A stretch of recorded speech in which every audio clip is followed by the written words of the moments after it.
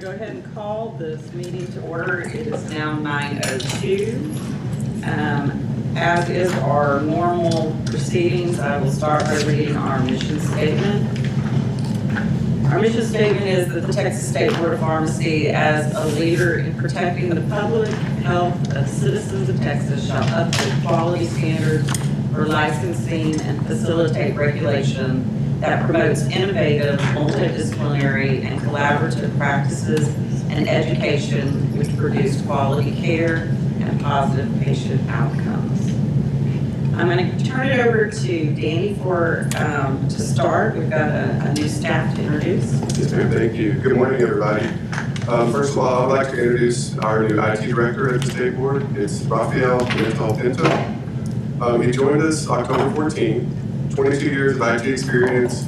He worked for the Mexican Attorney General's office as a director of IT infrastructure, Hewlett Packard as a program manager, and the Mexican Space Agency as a chief information officer. He recently moved to Austin with his family. He's eager to take on this new role. He's been meeting with the directors at the board and setting priorities for long and short-term goals. We are really excited. Rafael, welcome. And I really think he's a great addition to an already great team, so welcome. Yes, welcome. Standard meeting procedures, QR codes are on board for the agenda, and the Wi-Fi password is posted. I will remind everybody at the table, we do have the owl up, but that's really for our streaming, so that people in the back can hear us. Let's all make sure that we do speak up. And I'll ask you, the audience, to let us know if our voices do start to go down. Continuing education, there will be a QR code posted at the end of the meeting. You'll be able to scan that, and that's in accordance with our rules. You get 3 hours of continuing education. It does satisfy your law requirement. And before I turn it over to Danny for a roll call, I wanted to thank Garrett Marquis for his service. Unfortunately, due to work and family scheduling, he did tender his resignation. We have already asked for a new public member to be appointed from the governor's appointment office, but I did want to thank Garrett for the time that he did give us. And with that, I'll ask Danny to go ahead and take roll. Thank you. Bradley Miller. Here. Jenny Oakham. Here. Rick Fernandez. Here. Donnie Lewis. Here. Randy Martin. Here. Donna Montalvo. Here. Ian Shaw. Here. Suzette Tiarina. Here. And Rick Tisch. Not here. All right, we will show that Rick is missing from this meeting. We will note that yesterday the board did spend time together, and we had our annual training session as is required. We'll now go to B on the agenda, and that is our business meeting notes. Board members, you were given the minutes prior to the meeting. If there are no changes, I will entertain a motion to approve. Randy has made the motion to approve. Donnie has seconded. All those in favor? Aye. All right, the meeting minutes from the August 6th meeting are then approved. John, would you like to take us through our rules for adoption? Yes, Madam President. Board members, in the rule PDFs that you provided, there are bookmarks with links to the lines with edits. Also, for the rules up for adoption, you have received copies of the orders and preambles in the OneDrive link that was sent to you. And you also have them on your computers. Rules for adoption. All the rules up for adoption today were proposed at the August 6, 2024 board meeting. They were published in the September 20th, 2024 issue of the Texas Register. The first one we're going to look at is C 1.1, and that's Rule 291.9 concerning prescription pickup locations. This is essentially just a minor amendment that indicates that U.S. mail is an example of a common courier under the board's rules. And so you're going to see on lines 47 through 48, provides a pharmacist or pharmacy by means of its employee or by use of a common carrier, example being U.S. mail, at the request of a patient may. Here you see the addition of an example of U.S. mail. The board did receive one comment from Craig Chapman expressing concern that the amendment may be unnecessary and suggesting alternative language for consistency with other board rules. There were no other comments received. All right, board members. Questions? If not, a motion to adopt. I move to adopt. Donna has made the motion to adopt. Rick has made the second. All those in favor? Aye. Motion carries. John? Madam President, the next one is on your agenda is C.1.2. That is Rule 291.33 concerning community pharmacies or Class A's, and specifically we're talking about operational standards. This is regarding redistribution of donated prepackaged prescription drugs. Specifically, this regards the records of prepackaged prescription drugs dispensed to a recipient, and those shall include, and you look on line 575, you can include the name, initials, or written or electronic signature of the prepacker. And simply here we are adding the words written or, using that language to include both types of signatures, written or electronic. This is to be consistent with the statutory language of section 442.0515 of the Texas Health and Safety Code that lays out these requirements. The board did receive one comment from George Wang with Serum in support of the amendment. There were no additional comments received. All right. What is the pleasure of the board? Motion to adopt. I make a motion to adopt. Donnie has made a motion to adopt. Bradley has seconded. All those in favor? Aye. Motion carries. All right, at this time, we'll ask Iman Briggs to come forward to take us through C.1.3. As Iman's coming forward, I want to remind the board that, the big concern is that we want to make sure we're getting this right. So we're not rushing through this, obviously. The task force took a long time to make their recommendations, and we thank the task force for what they've done. There are several things as we go through. One of the things that we do at this point is we can adopt. The other thing is that as we go through the discussion, we can take it so that it remains proposed for our next meeting. So as we go through the discussion, keep that in mind. And with that, Iman. Good morning. We are now on agenda item C.1.3, section 291-133, concerning pharmacies compounding sterile preparations. Please be sure to click on the revised copy of the rule draft. These amendments were recommended by the Sterile Subcommittee of the Compounding Rules Advisory Group in consideration of the recent changes made to USB 797. In the interest of time, I will not be summarizing grammatical or stylistic corrections, only substantive changes recommended by the Sterile Subcommittee or directions from the board on items for which the subcommittee cannot come to a consensus. We are starting off in subsection B, definitions. Throughout lines 177 to 368, we added or amended definitions for anteroom, beyond use state, buffer room, clean room suite, designated person, immediate use, master formulation record, restricted access barrier system, and segregated compounding area. Moving into subsection C, personnel, lines 452 and 456 replace risk level language with category language for pharmacist continuing education requirements. Lines 505 and 509 make the same change for pharmacy technician continuing education requirements. Line 511 specifies all persons who perform or oversee compounding or support activities shall be trained in the pharmacy's SOPs. Lines 519 to 553 amend the applicability and frequency of the aseptic technique evaluation. Lines 572 to 593 amend the media fill testing requirements. Line 608 provides personnel competency shall be reevaluated at least every 12 months for all category levels. Lines 611 to 635 apply the evaluation of hand hygiene, garbing, and gloved fingertip and thumb sampling to all personnel who perform compounding or who have direct oversight of compounding personnel but do not perform compounding.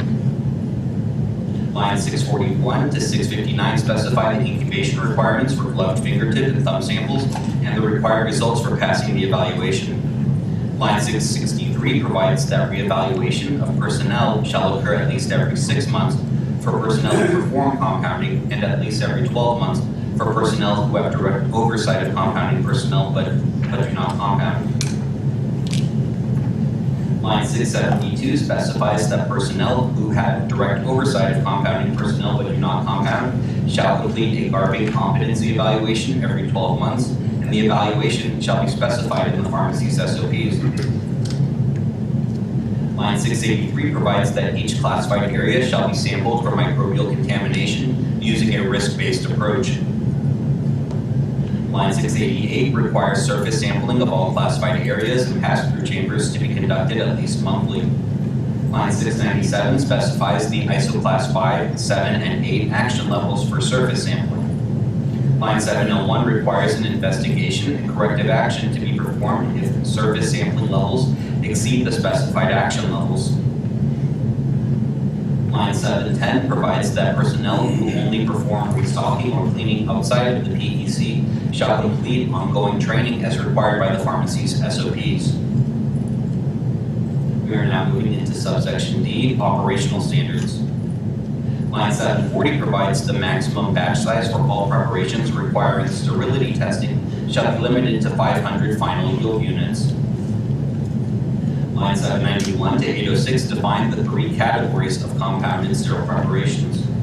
Lines 934 to 944 provides that dry heat depyrogenation shall be used to render thermostable containers and components pyrogen-free.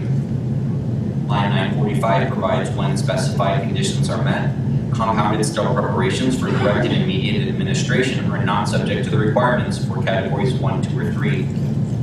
Line 957 specifies that immediate use exemption is limited to simple aseptic measuring and transfer manipulations performed with not more than 3 different sterile drug products. Line 968 replaces the requirement that administration must begin within 1 hour of completion must begin within 1 hour of completion of the preparation with a requirement that administration begin not later than 4 hours following the start of preparation. Line 982 requires personnel to be trained and demonstrate competence in aseptic processes. Line 988 provides that if a single-dose vial is entered in an ISO Class 5 or cleaner air, it may be used up to 12 hours as long as the labeled storage requirements are maintained.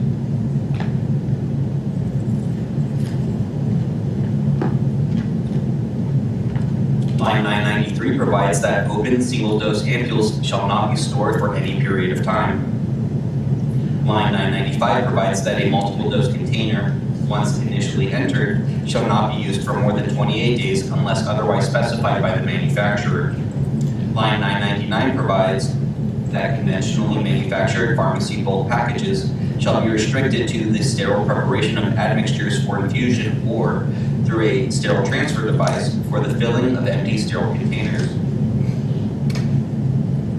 Line 1004 provides that a multiple dose compounded sterile preparation shall meet the criteria for antimicrobial effectiveness testing and shall not be used for longer than the assigned beyond use date for 28 days, whichever is shorter. Line 1011 provides a multiple dose compounded sterile preparation shall be prepared as a Category 2 or Category 3 preparation. Line 1012 provides specific requirements for multiple dose, non-preserved, aqueous topical, and topical ophthalmic compounded sterile preparations. 1029 provides specific requirements when a single dose compounded sterile preparation or stock solution is used as a component to compound additional preparations. Line 1037 provides that docking and activation of proprietary bag and vial systems for immediate administration to an individual patient is not considered compounding, but docking the system for future activation and administration is considered compounding. Lines 1061 to 1074 specify the air exchange requirements for unclassified sterile compounding areas, ISO Class 7 rooms and ISO Class 8 rooms. Highlighted in green are revisions made by board staff to include language recommended by the sterile subcommittee that was mistakenly omitted. The additional language requires the total air changes per hour to be documented in the certification report for the sterile compounding area. Moving over to the clean room suite, line 1075 provides that seals and sweeps shall not be installed at doors between buffer rooms and ante-rooms. Access doors shall be hands-free, and tachymats shall not be placed within ISO-classified areas. Line 1085 amends the humidity requirement from below 60% to 60% or below. Lines 1088 to 1181 include various non-substantive grammatical changes. Moving down to line 1185, that provides in a primary engineering control, sterile 70% isopropyl alcohol shall be applied after cleaning and disinfecting and immediately before initiating compounding and applied to the horizontal work surface of the PEC at least every 30 minutes if the compounding process takes 30 minutes or less, or immediately after compounding if the process takes 30 minutes or more. Sorry, it takes more than 30 minutes. Line 1199 provides that surfaces shall be cleaned prior to being disinfected. The manufacturer's directions shall be followed for the cleaning, disinfecting, and sporicidal disinfectants used. And when 70% isopropyl alcohol is used, it shall be allowed to dry. Lines 1210 through 1253 provide the cleaning and disinfection requirements for the PEC, equipment inside the PEC, work surfaces outside of the PEC, floors, walls, doors, storage shelving, equipment outside of the PEC, and ceilings. Line 1281 provides that an item shall be wiped with disinfectant before being introduced into the clean side of ante-rooms, placed in pass-through chambers, or brought into segregated compounding areas, provided that doing so will not compromise the item's packaging integrity. Line 1290 provides that an item shall be wiped with 70% isopropyl alcohol before being introduced into the primary engineering control.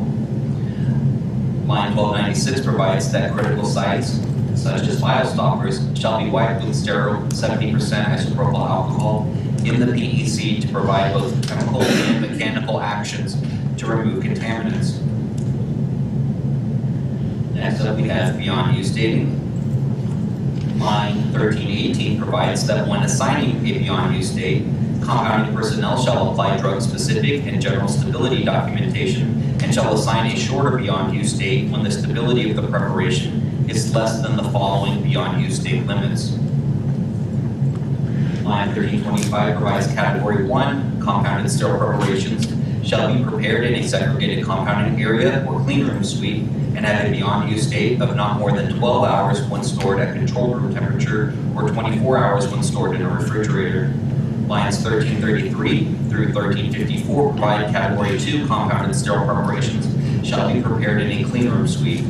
The beyond use date for Category 2 preparations is based on whether the preparation is aseptically processed or terminally sterilized, whether it uses sterile or non-sterile starting components, and whether sterility testing is performed and passed. Lines 1358 to 1372 provide Category 3 compounded sterile preparations shall be prepared in a clean room suite. The beyond use date for Category 3 preparations is based on whether the preparation is aseptically processed or terminally sterilized, and whether it's in a non-aqueous dosage form.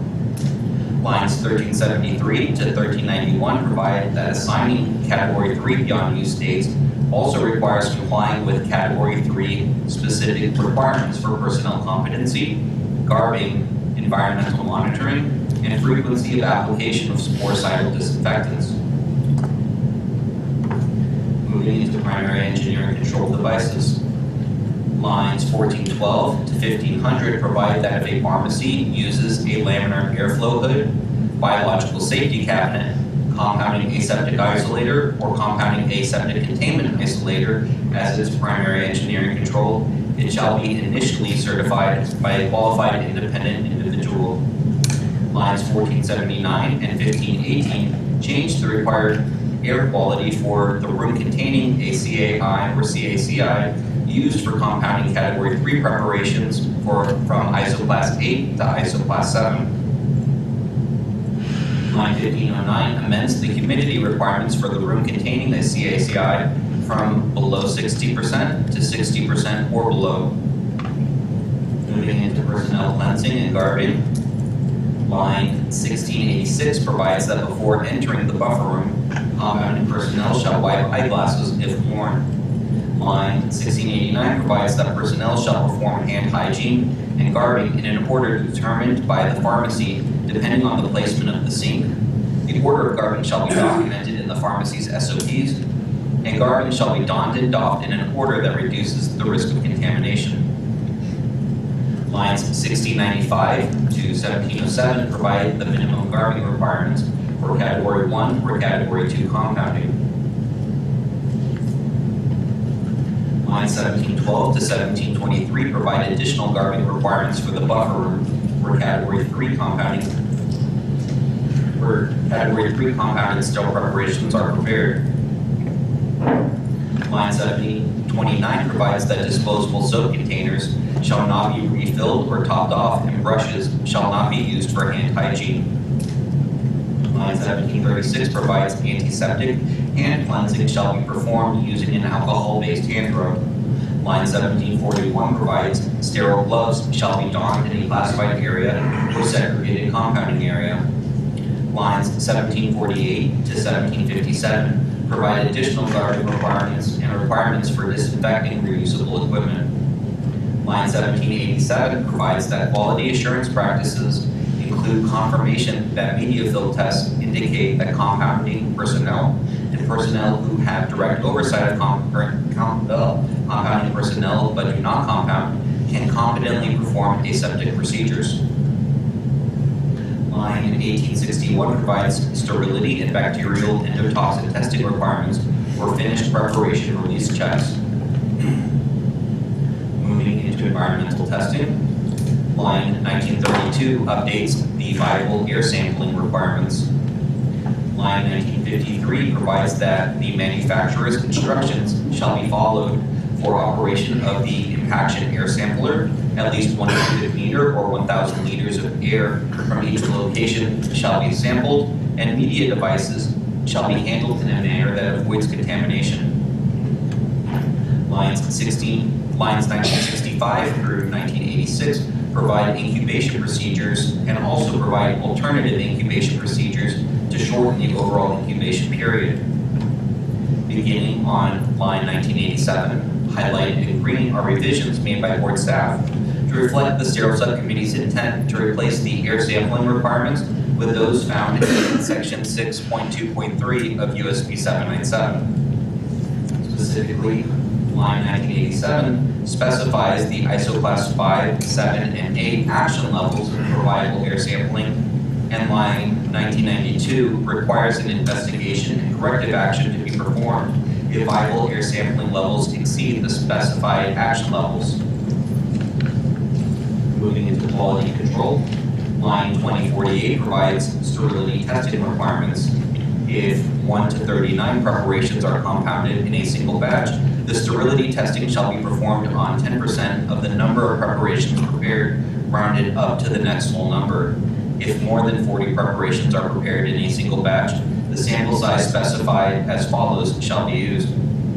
Lines 2059 to 2102 specify the sterility testing requirements based on whether the preparation is a parenteral preparation, antibiotic solid, ophthalmic or other non-injectable preparation, or bulk solid product. Line 2103 provides that sterility testing resulting in failure shall result in an investigation and corrective action, both of which shall be documented. Moving into subsection B, records. Line 2122 provides that compounding records for compounding pursuant to patient-specific prescription drug orders or medication orders not prepared from non-sterile ingredients shall be maintained by the pharmacy and shall include a complete formula unless the preparation is compounded according to the manufacturer's labeling instructions. Beginning on line 2147 are the record-keeping requirements for compounded sterile preparations prepared from non-sterile ingredients or prepared for more than one patient. Line 2150 requires a master formulation record and specifies the information included in that record. Line 2177 provides a compounding record that documents the compounding process shall be created for all preparations and specifies the information included in that record. No substantive changes were made to subsection F, so we are moving into the final subsection G, recall procedures. Line 2333 provides, in the event of a recall, the pharmacist in charge shall ensure that the distribution of any affected compounded sterile preparations is determined, including the date and quantity of distribution. Line 2342 provides the pharmacist in charge shall ensure that any unused dispensed compounded sterile preparations are recalled and any stock remaining in the pharmacy is quarantined. Line 2346 provides procedures for the recall of out of specification dispensed compounded sterile preparations.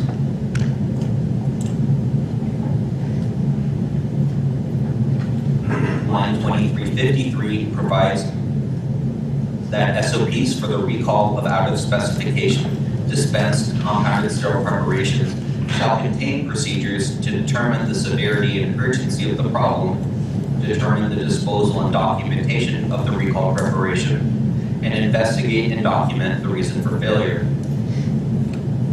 These amendments were proposed at the August board meeting and published in the September 20th edition of the Texas Register. The board received 8 public comments on the proposed amendments. The board received comments from Cindy Pope-Dumas with AIS Healthcare, expressing concern that the proposed amendments are insufficient with regard to the frequency of competency evaluations for personnel engaged in Category 3 compounding. The frequency of air sampling before the start of Category 3 compounding, the lack of a requirement to wear goggles in the buffer room, and the beyond use date limits for Category 3 compounded sterile preparations, suggesting specified substantive and technical changes, and requesting that the board instead adopt USB 797 as written. The board received comments from Tara McConnell with PetNet Solutions, suggesting that USB 823 be replaced with USB 825 in the reference library requirements.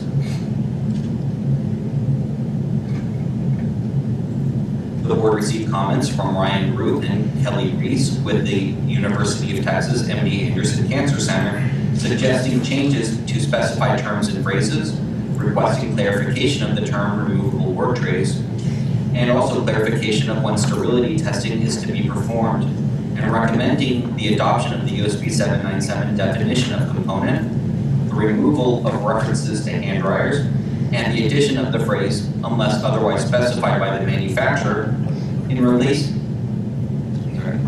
to the storage period for a single dose vial and required filter integrity testing for Category 2 preparations. The board received comments from Stephen Snow with Bendon, Sumrall, and Ladner LLC, expressing concern that the amendments will limit treatment access by reducing the number of pharmacies engaged in sterile compounding or increasing the cost to patients, asserting that the board's economic impact statement underestimates the cost of the amendments, particularly with regard to sterility and endotoxin testing and beyond use date limitations, providing an alternative estimate of those costs, and suggesting specified changes to the beyond use dating, storage, maximum batch size, personnel, and cleaning requirements. The board received comments from the Alliance for Pharmacy Compounding, expressing support for some of the amendments, requesting clarification of the component sourcing requirements to account for ingredients that do not have a USP/NF monograph, and whether excipients are required to come from an FDA registered facility, and suggesting the board allow a validated alternative method that is non-inferior to Chapter 71 testing for sterility testing of Category 2 preparations, require filter integrity testing for all preparation categories, adopt consistent terminology for media fill testing in buffer room, correct specified numerical formatting, adopt the USB 797 definition of cleaning agent, remove the language about testing batches over 500 units, and include the phrase or its successor after each CETA document referenced. The board received comments from Mindy Sauter with McGuire Woods LLP expressing concern that the amendments will cause treatment delay and additional cost to patients and increase the risk of contamination. Asserting that the board's economic impact statement underestimates the cost of the amendments and suggesting changes to the antimicrobial effectiveness and container closure integrity testing requirements, and additional language to allow pharmacies to prove that a specific preparation can exceed standard beyond use dates. The board received comments from the Texas Society of Health System Pharmacy expressing support for the majority of the amendments, requesting clarification of who may serve as a designated person and the frequency of reevaluation of pharmacists who perform intermediate or final verification of compounded sterile preparations, and suggesting that the board change the laminar airflow hood requirements to mirror USB 797, remove the no more than 2 entries and continuous compounding not to exceed 1 hour language from the requirements for immediate use preparations, and amend the beyond use stating for category 2 to match table 13 of USB 797. Lastly, the board received comments from John Daniel expressing concern that the amendments continue to allow for a buffer room that is not physically separated from the anteroom, that employs the principle of displacement airflow as defined in USB 797, despite that being a practice that is no longer mentioned in the current USB 797, and suggesting the addition of a definition of compounding record and specified technical and grammatical changes. And I will now turn it back over to President Spear. Thank you, Iman. And thanks to the staff for putting this all together. We know that it was a lot of work, so very greatly appreciated. At this time, we will hear from the public. We have a number of speakers. I will ask each speaker to limit themselves to approximately 3 minutes and to not duplicate testimony if it has already been made. So at this time, we will hear from Roxanne Dominguez from the Texas Pharmacy Association.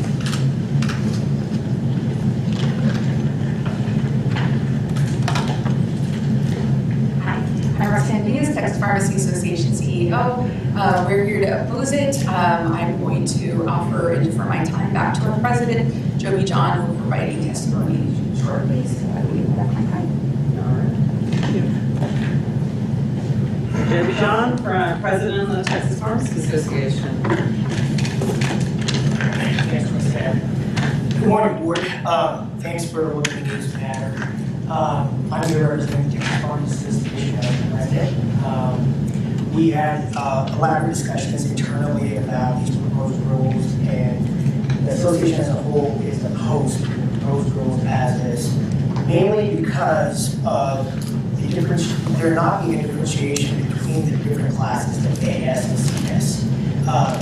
TBA, even though we represent most of the Texas pharmacy, primarily we're in the community-based setting. So community pharmacists feel like these extra imposed restrictions might reduce patient access to medications.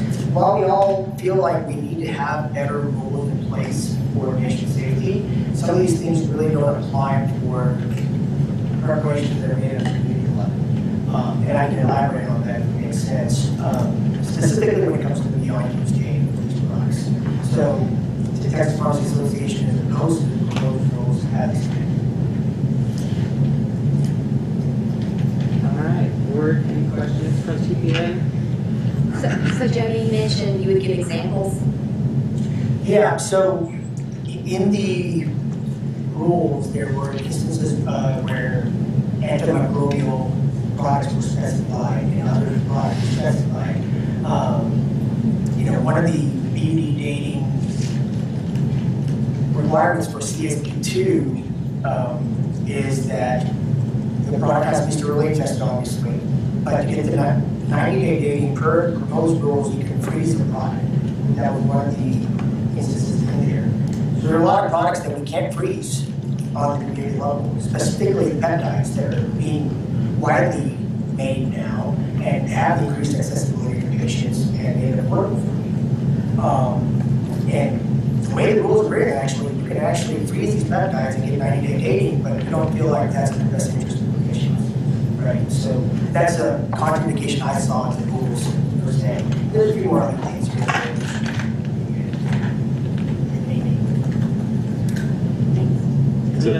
So just to speak to that, actually that is addressed in the rules drafted by staff. So it does make a statement that says that whenever we determine the on-use day as a pharmacist, that we also be accounting for stability data as well.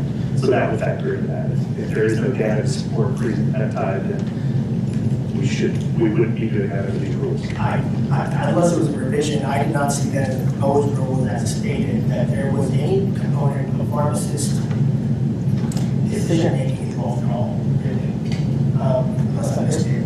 I see, because that's how the previous rules were, that it actually helped, it actually allowed the pharmacist to make an actual clinical decision, and this actually takes it out of the equation, is the way I read the rules.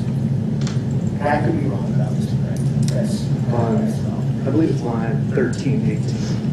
When assigning the on-use date, competent personnel should consult and apply drug-specific and journal stability documentation and literature where available, and they should consider the nature of the drug and its degradation mechanisms. That would cover the situations very specifically. That doesn't exist. I guess that's the question, right? So we should for long enough, and that's where the, so that's why our recommendation was to actually look at this a little closer and maybe have two separate sets for the different classes of pharmacies, AS and CS, which would actually help clean up things.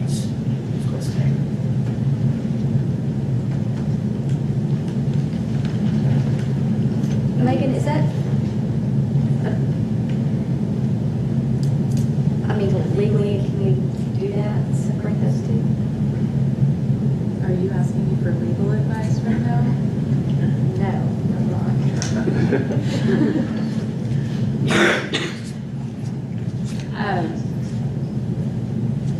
It's hard to answer that without giving legal advice right now.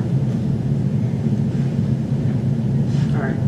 Any other questions for TBA? Is there any portion of this that you're not opposed to? I mean, A lot of it was good, and it's bringing us up to par with how we should do things. But what was not taken into consideration is the different practices, to be honest. And, you know, compounding in a sense is not a one-size-fits-all approach, and that's what we're trying to do here. So I think there needs to be more personalized approach based on practice setting, especially as a state that sets the standard for pharmacy practice in the country. I think we should take a role and actually do something about it instead of following the guideline put forward by the federal agency that none of us have part of being part of having discussions. So, Do you freeze peptides now? I'm sorry. Do you freeze the peptides? Just scientific doesn't make sense, right? Amino acid chains just degrade. But the way the rules are written, it's going to be chemical trade as chemical freeze regulations.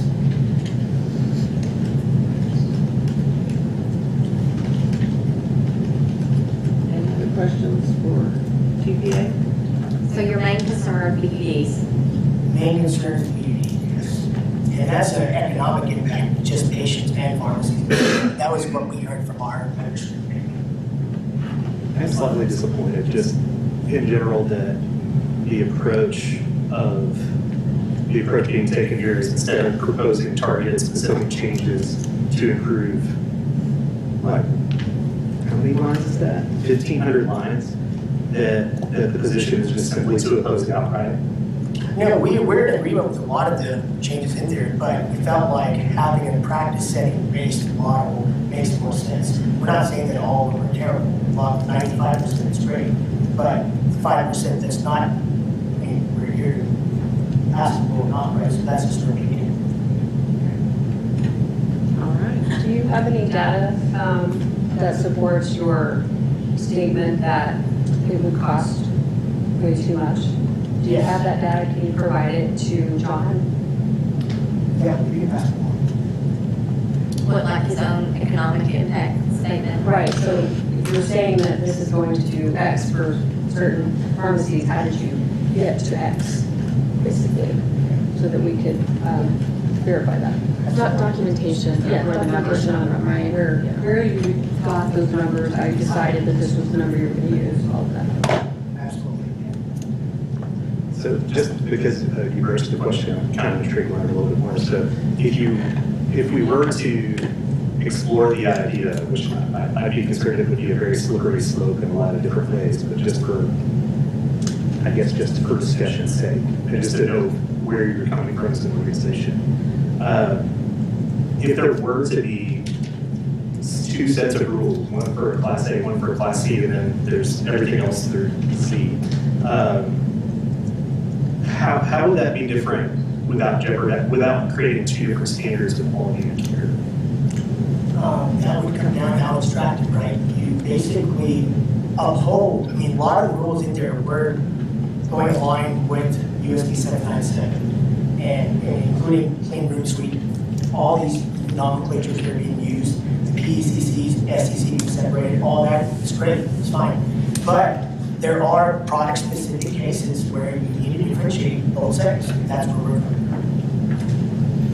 Because what you do in a hospital setting is not essentially what happens in a community setting. And I don't know what life is like for you in an institutional setting, and I know what it's like for community offices, and that's what we need to talk about today.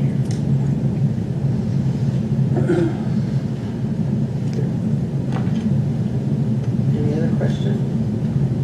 Thank you both. Thank you. We'll now call forward Katie Johnston from Austin Compounding Pharmacy.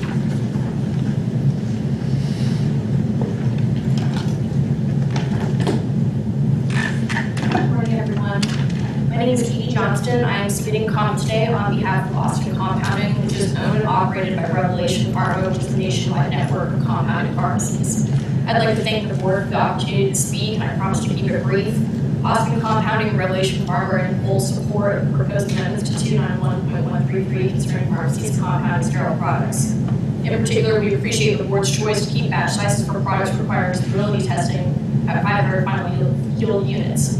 This allows for increased efficiency in production, and we also find it safer due to less interaction with the drug products. Our primary concern is patient safety, production of quality compounded medications, and we believe that is accomplished by compliance with the USP standards. Austin Compounding and Revelation Pharma appreciates the board's due diligence in developing these amendments, while also considering the impact the regulation has on small businesses. Thank you all for your time. Any questions for Ms. Johnston? I do. So Austin Compounding, that's here locally? Yes. Is that a 503A facility or 503B? 503A. And the Revelation Pharma, is that a 503B? So in our network, we have currently 16 pharmacies, 15 of those are A's, one is a B. Okay, so does your B's provide products to your A's? Currently right now, no. Are they all located in Texas? No, we're all over the country. We're in 13 different states. Okay. That was it, that's my question. Thank you so much. Thank you. At this time, we will call Jeff Wagner from TSHP.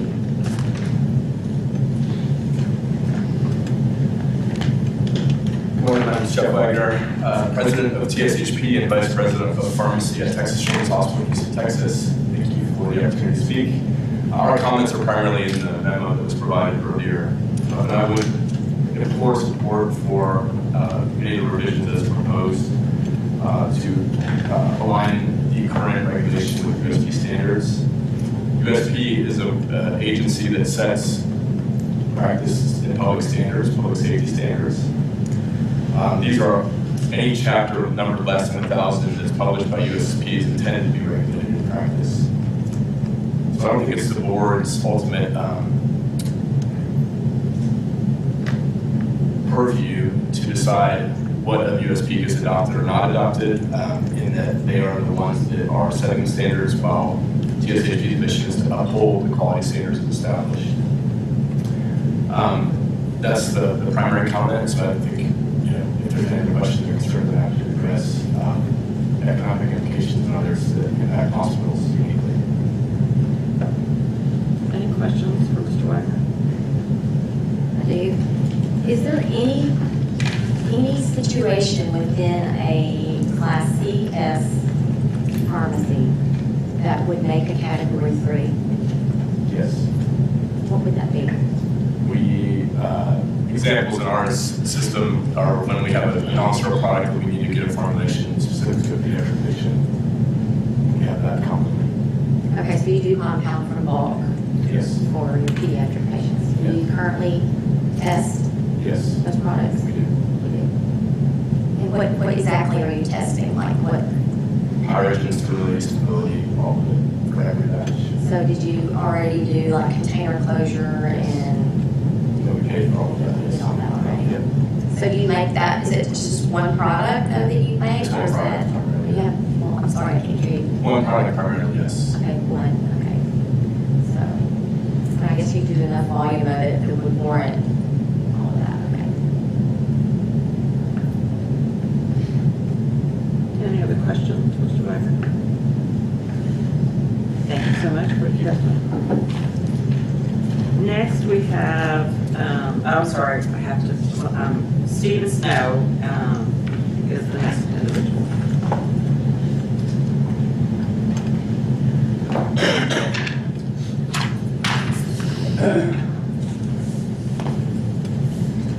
Good morning, thank you for your time.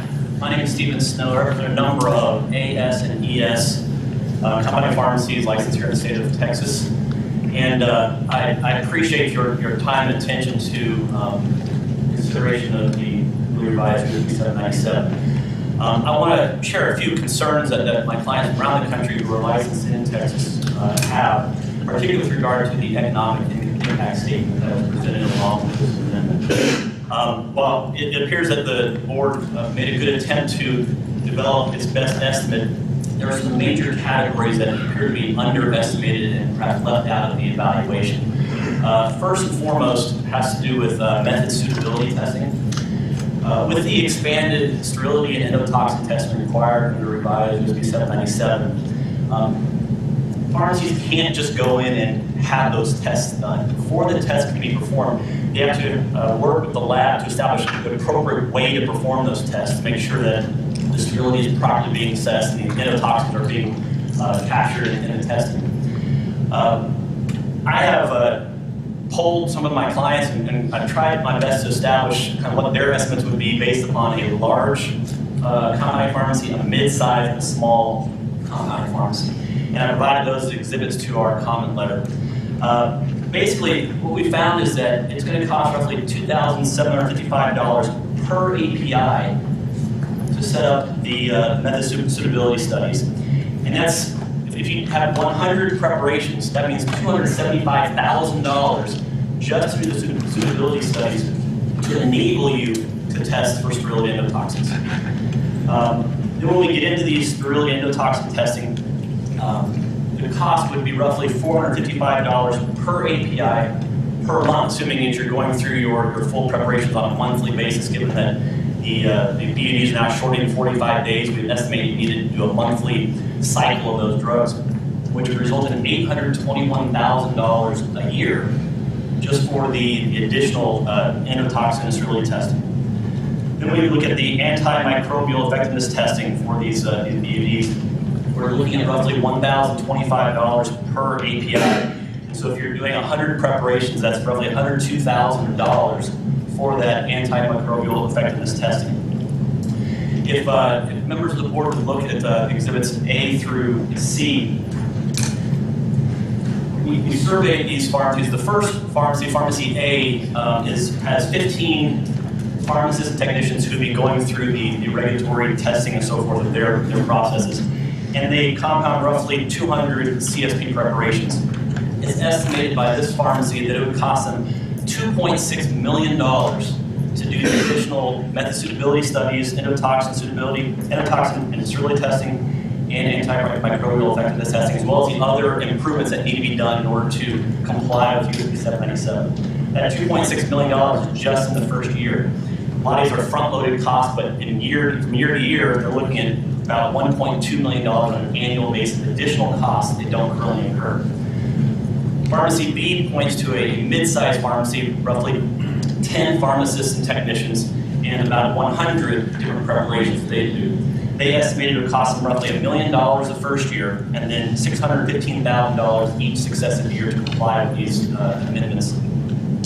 Looking at a pharmacy C, a small compounding pharmacy, this one has only one pharmacist doing the compounding and prepared roughly 100 CSPs. They would have to hire another pharmacist and/or technician to enable them to do the cleaning and things that needs to be done while maintaining their workflow. They estimate $1.3 million additional costs in year one, combined with $677,000 in additional costs from year to year. Members of the board, these are crushing costs. I don't know of any small or mid-sized company that can handle an additional $1 million in expenses on an annual basis without either one, going out of business, or number two, passing it on to their customers. And as you know, insurance typically does not cover most compounded preparations. These are people coming out of pocket for these costs. They can't cover those costs either. We're going to see a loss of access by patients to compounded medications that currently they have no problem getting. We're going to see pharmacies either going out of business or letting their license lapse and go in Texas because they cannot afford to comply with these new regulations. What I would ask the board is, as the board continues to evaluate the economic impact, feel free to use what I've created as a template, exhibits A through C, to lead out the numbers and send out a survey to your licensed pharmacies. Let them fill in the blanks on how it would affect them so we can get a good gauge of what the actual cost would be. I'm afraid that what you're currently looking at now is very undervalued in terms of the cost. In addition, with these economic impacts, it's a disparate impact from one classification of pharmacy to another and the size of pharmacies. As you can see, with small pharmacies, they're incurring many of these same costs, but they don't have the volume to be able to absorb it. They don't have the patients to be able to absorb it. And it's also, there's a distinction between, as Mr. Day testified, between institutional pharmacies, type C pharmacies, and AS and ES pharmacies.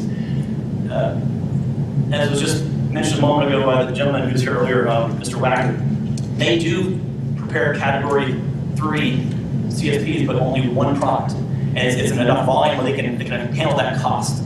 So that they're largely going to avoid many of these additional costs that are incurred by AS and ES, who by their nature need to increase BUDs. They're not doing immediate use category 1 preparations that can be punctured under an ISO 5 and immediately given. Yet those institutional pharmacies are getting a benefit of longer BUDs by being in this scenario they're in. They're avoiding the cost, getting benefits, whereas those who need the extended BUDs are being restricted and are incurring costs. So I would ask you, your 3 minutes is right there, so you're over, but. If I can make one last point, I'll wrap up. One of the things that we've asked is that an exception be made for small batch sizes. Under existing USP, that threshold was at 25 units. Anything under 25 didn't have to go through the additional sterility and toxin testing. As a compromise between 0 and 25, thought 12 units would be a good cutoff line, where anything under 12 units or less would not require additional toxin sterility testing and could be given the BUDs up to 180 days if they're compounded as a category 3. And if immediately following the preparations, both hands, glove fingertip samples are done showing less than 3 CFU results, and the ISO 5 area is sampled showing less than 3 CFUs. And then beyond 12, these would go through that endotoxin sterility testing, and as long as they are, the pharmacists exercising their professional judgment, supported by scientific data and studies, they could then assign BUDs up to 180 days. So any questions, I'm happy to answer them. I appreciate the time to come and speak to this board. Any questions?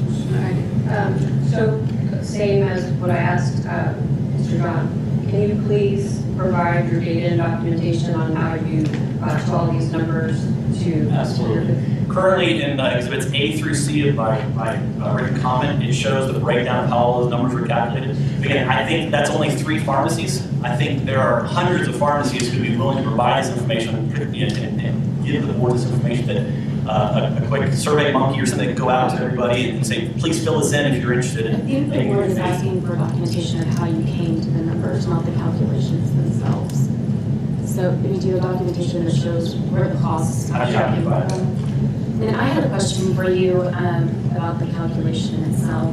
It looks like you're calculating methods to suitability by API, but I thought it was for formulation.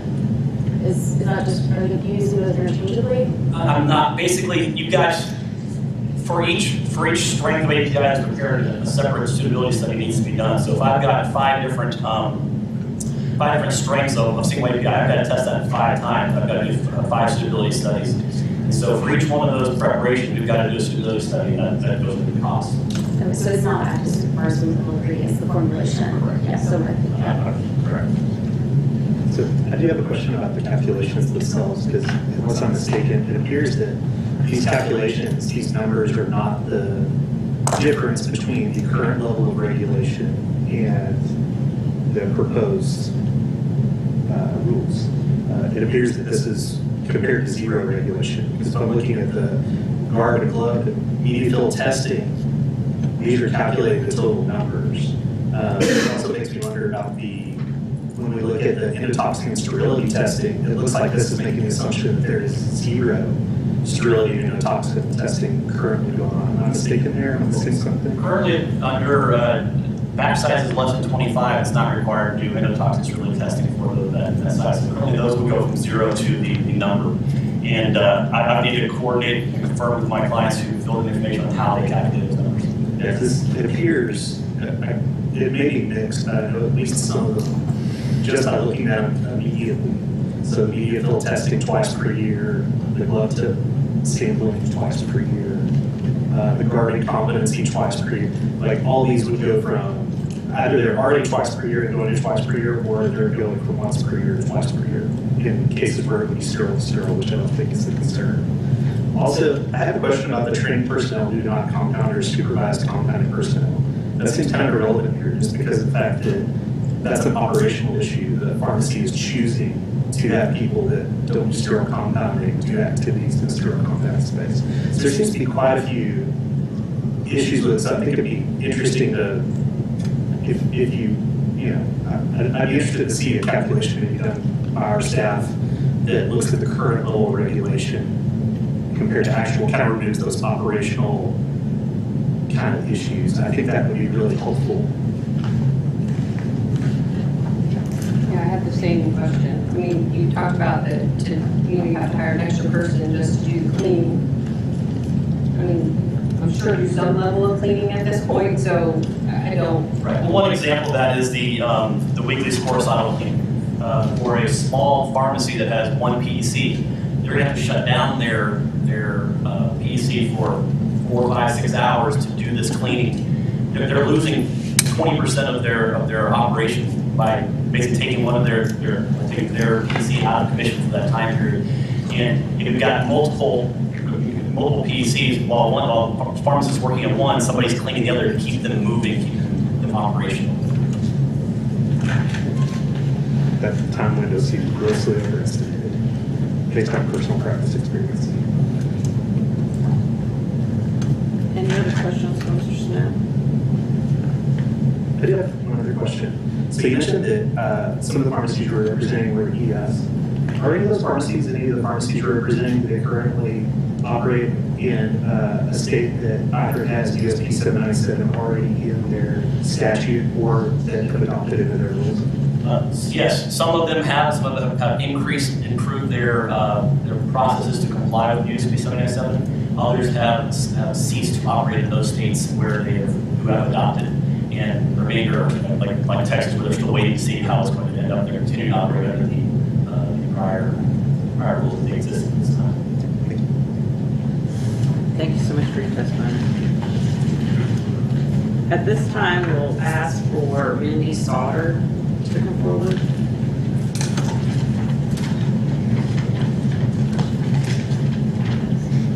Good morning. My name is Mindy Sauter, and I have already previously submitted some written comments. I'm not going to go back to those comments. I want to use the majority of my time to focus on a specific rule and amendment to discuss here today. The preamble of the rules that you guys put forth stated that the public benefit of enforcing these amendments is to ensure safety and efficacy of compounding and to improve health, safety, and welfare of patients. And in the August 5th board meeting, President Spear actually stated that it is the purpose of the board to come up with the least restrictive way for us to protect the public and to make sure we have good practices in place. It's my belief, after working with a number of pharmacies within the state of Texas, that some of these amendments actually actively work against the purposes that the board has stated that they're here to provide.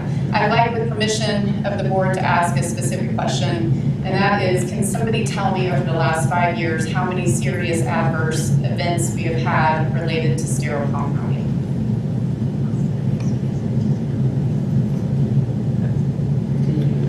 Have that information, or that's something we have to? I would urge the board, when you're considering these amendments, to get that number. Look at what that number is. And if that number is relatively low, then compare it to the amendments that are being proposed to see if these amendments would actually have stopped any of those adverse events. If you have a low number of adverse events over the last 5 years, I think the question that you have to ask yourself is, are the rules working?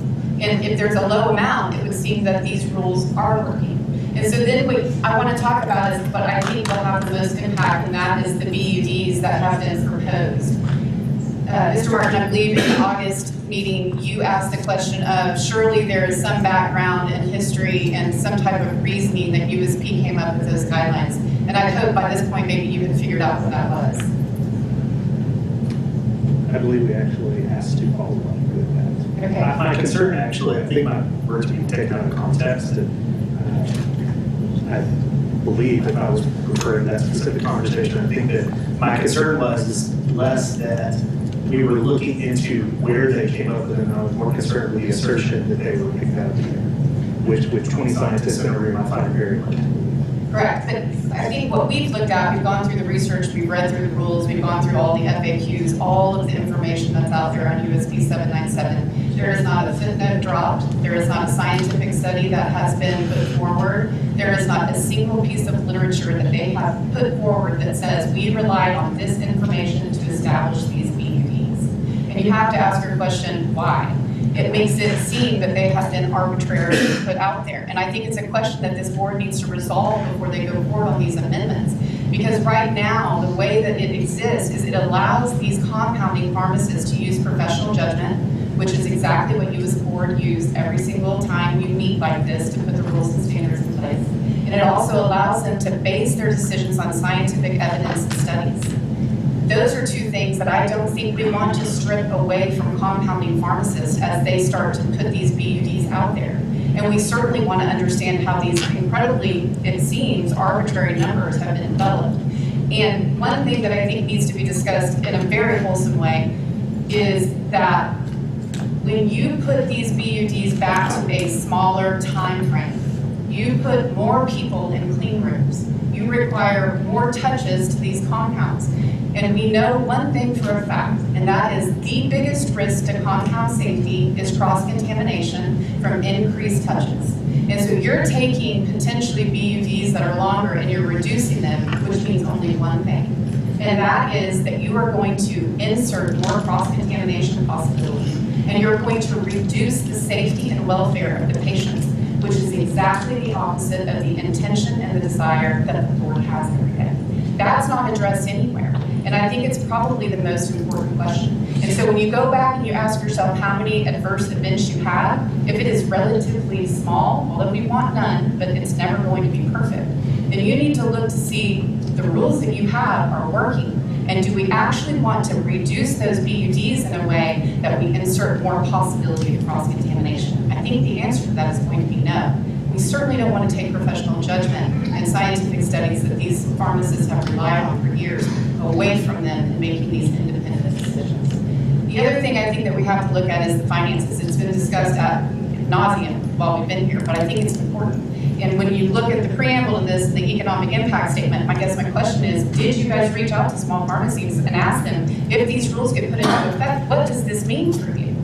Because I think what it means is that a lot of them are going to go out of business. And so I take you right back to your purpose as a board, which is to ensure patients have the care that they need.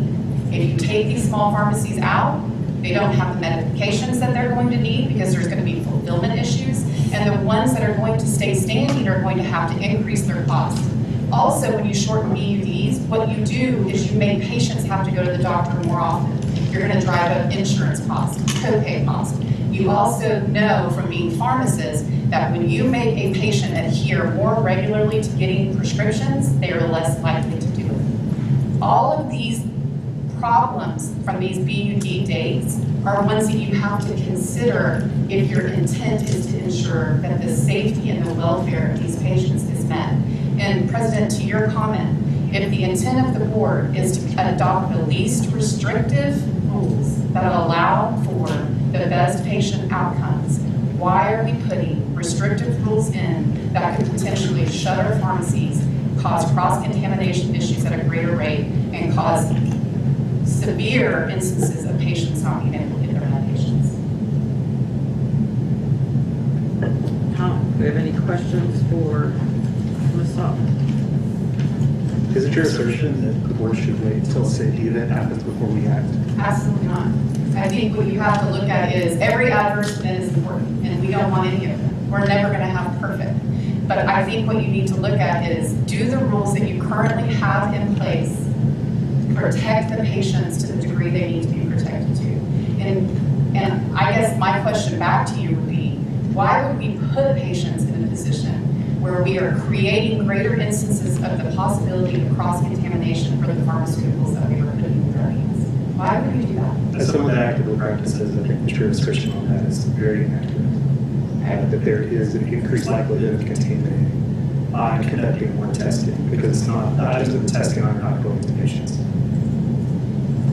I think that anytime you put additional employees into a clean room, you open containers more often. Anytime that you take those steps, you have the possibility of cross-contamination. You do a product that has a 180-day BUD, and all of a sudden now you have to do it every 45 days. That requires there to be more people put in that clean room, more hands that are touching. Cross-contamination increases. It also goes to the idea that patients then have a harder time getting their medications, and we know that patients don't adhere the more you make them come in. And so that's a concern that definitely needs to be thought about and addressed. Any other questions? Thank you for your testimony. Our last testimony is from Matt Martin.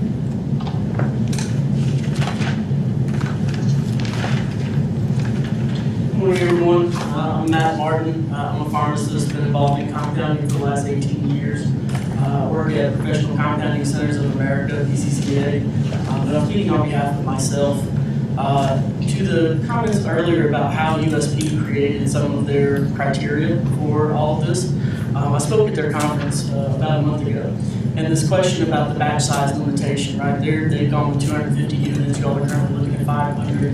And that question has come up like it's come up many times. And the response that was given at the conference was that they used a combination of both statistics and their own opinions on certain topics. And so that is kind of the rub for anyone creating standards, is that not all of this can be driven by scientific fact for every different decision that has to be made, because there isn't necessarily a study that dictates every possible aspect of compounding practice. And so even USP, and certainly as you say, lots of smart people in the room don't disagree with that, but eventually you get to a place where you have to have an opinion and make a decision and move forward, okay? And so I think that's, kind of where, frankly, where you all end up as well in some of these things, is that's the job, is making that decision about what is appropriate. There was a request for some specific comments, so I want to make sure I mention those. In lines 1848 through 1860, there are some places in which it used to say high risk sterile compounding, and now it says category 3. That does not work because category 2 also encompasses non-sterile to sterile compounding. And so specifically it only says that filters that are used to sterilize preparations have to go through the filter integrity test in category 3. But you would want filters that have been used to sterilize the preparation to have been validated with the filter integrity test, no matter if they were categories 2 or 3. Equally, it talks about using an alternative sterility testing method other than USP 71, and that's very, very important, especially with condensed beyond use dates now, to have some of the alternative sterility testing methods that get the data back faster so that there's more usable days. But again, it only says that that is used for category 3 sterile preparations, and certainly with category 2 and its more limited BUDs, you need those alternative sterility testing methods. So there's another method known as rapid scan that you can get a result back in like 3 days, or technically as fast as 1 if you pay for such a service. Whereas the USP 71 test is a 14-day test. So most people are going to ship something overnight, then have the 14-day test. So that's 15 days versus 3. So that's a very significant difference in the amount of usable days, both for the pharmacy and for patients. In lines 1626 through 1635, there is criteria developed for what active ingredients can be used in sterile preparations. It is too limiting because it says USP NF monograph or 4 other different criteria that the chemical can comply with. There are some chemicals that are used in FDA-approved products that do not meet any of those criteria. Ketotifen or ketotifen is an example of such a chemical. It comes in an over-the-counter eye drop. You can all walk out and buy that today, but that active ingredient does not have a USP NF monograph, nor does it meet any of those other 4 criteria that are listed. It comes as EP grade, European pharmacopoeia from multiple suppliers out there. So that criteria, as far as federal law is concerned, in Section 503A of the Food, Drug, and Cosmetic Act, says the chemical has to meet the USP NF monograph if one exists, and it kind of stops there. And I think that approach would be more productive rather than listing other criteria that are the only ones that can be met, recognizing there are more out there to be done.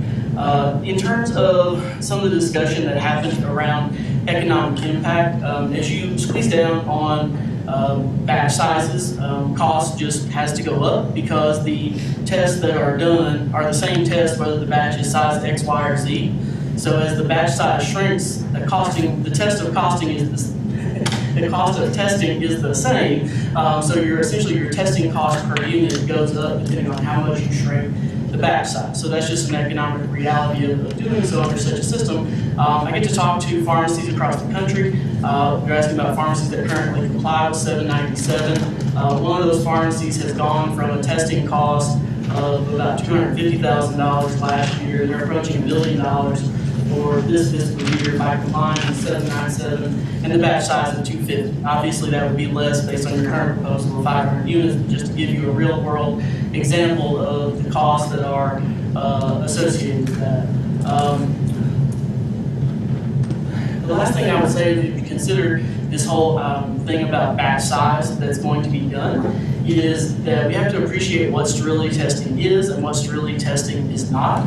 Sterility testing is a probability test. So no matter what you do sterility testing on, you are never going to get a definitive answer on whether or not the batch is sterile. The only way that would be accomplished would be if you literally tested every unit in the batch, but of course then there would be nothing left for patient care. And I think it's an important distinction that USP 71, the chapter on sterility testing, flat out says this. It says that when you test that, if it passes the sterility test, it doesn't guarantee the sterility of the batch. It only guarantees that what was tested did not have contamination in it. So more important than the testing after the fact are the controls that are put in place when the sterile compounding occurs. Essentially, the batch is sterile or not once it's made. And so the question becomes what type of controls you put in place, and there was some discussion about how many people are involved in clean room operations, and when you do shrink these batch sizes and you have to go in and you make a batch and then you have the same person go in and start over and make another batch and go in and start over and make another batch, that's more time that person is going to spend doing sterile compounding. And I bring that up to say that the concern that's been voiced has been that, well, when people fill more than 250 vials, this is a discussion at USP, they might get tired and the quality of their aseptic technique might fall off. Well, yeah, I agree that there is a point at which we all get tired and we probably don't do as well. But in these pharmacies, that same person is going to be the one that has to start over and make another batch and another batch and another batch, right? So their level of physical exertion and exhaustion is going to be amplified by the fact they're making smaller batches. So again, I'm not arguing that one way or any is correct. I'm just saying I don't think we can always just point to a number or the fact that a group of people had a certain opinion as, well, that's just the way it is. There are other things that impact this, and as the point was made, people are the ultimate driver of contamination in this, and so thinking about the ways to limit that, which comes down to then gardening decisions and facilities decisions and how they operate, because what we're really trying to talk about is a system around sterile compounding and not the individual aspects. We really have to assess sterile compounding as an overall system and how the pieces fit together to ultimately limit the potential for contamination for the final preparation. We'll pause there and see what kind of questions you all may have. I have a quick question. Is there an argument against the longer BUDs that we just heard about?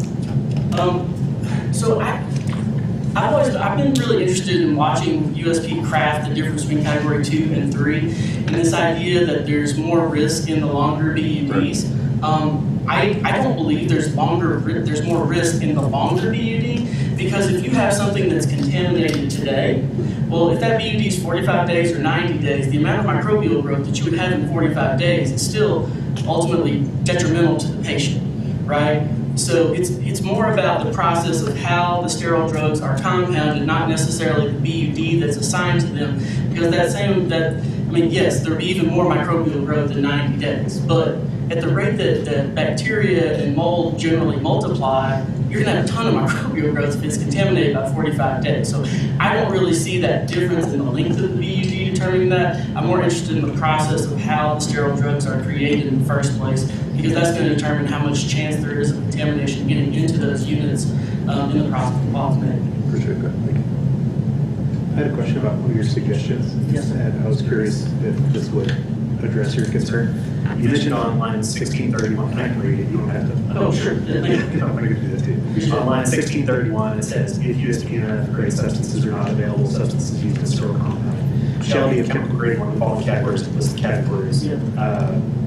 And then would it mean, like, would it address your concern if there was a bullet? I guess we just didn't think that it would need to be added, but if there were a bullet also added that said any FDA approved drug. So that would help. It wouldn't encompass everything. So you've got those things that are in FDA approved products, and then you've also got chemicals that are both either A, on the list for 503A pharmacies and federal regulation. So in section 503A, you can use an active ingredient that's USP monograph, it's an FDA approved drug, or if it's on a list in federal regulation. So there are some of those things that also do not, they don't have a USP monograph, or else they wouldn't have ended up on the list in the first place. And then in addition to that, FDA has a guidance document for 503A pharmacies that has 3 categories of chemicals. And FDA's discussion is that pharmacies can use those things that are in category 1 of their guidance document until they make a final decision, in which those chemicals have to go through review by the Pharmacy Compounding Advisory Committee, and FDA has to go through a formal rulemaking process. But to say that there are some of those that are very important to patient care and have received a recommendation from that advisory committee to FDA that they be made available permanently for patient care. But when FDA will move forward with a proposed rule, as anybody's guess, there's no required timeline. It's nothing against them, it's just they don't have to do it at this time or that time. So some of these other chemicals are not in an FDA approved drug, nor do they have a monograph, but they exist, and in some cases have gone all the way through for FDA to say absolutely these can be used. And it wouldn't be covered, sorry, I just want to make sure I'm understanding correctly. And it wouldn't be covered by chemically pure analytical reagent, American Chemical Society, or Food Chemical Codex? No, sir. So some of those chemicals, some chemicals do not have a grade, frankly, and some are available as other grades like European Pharmacopoeia or Japanese Pharmacopoeia.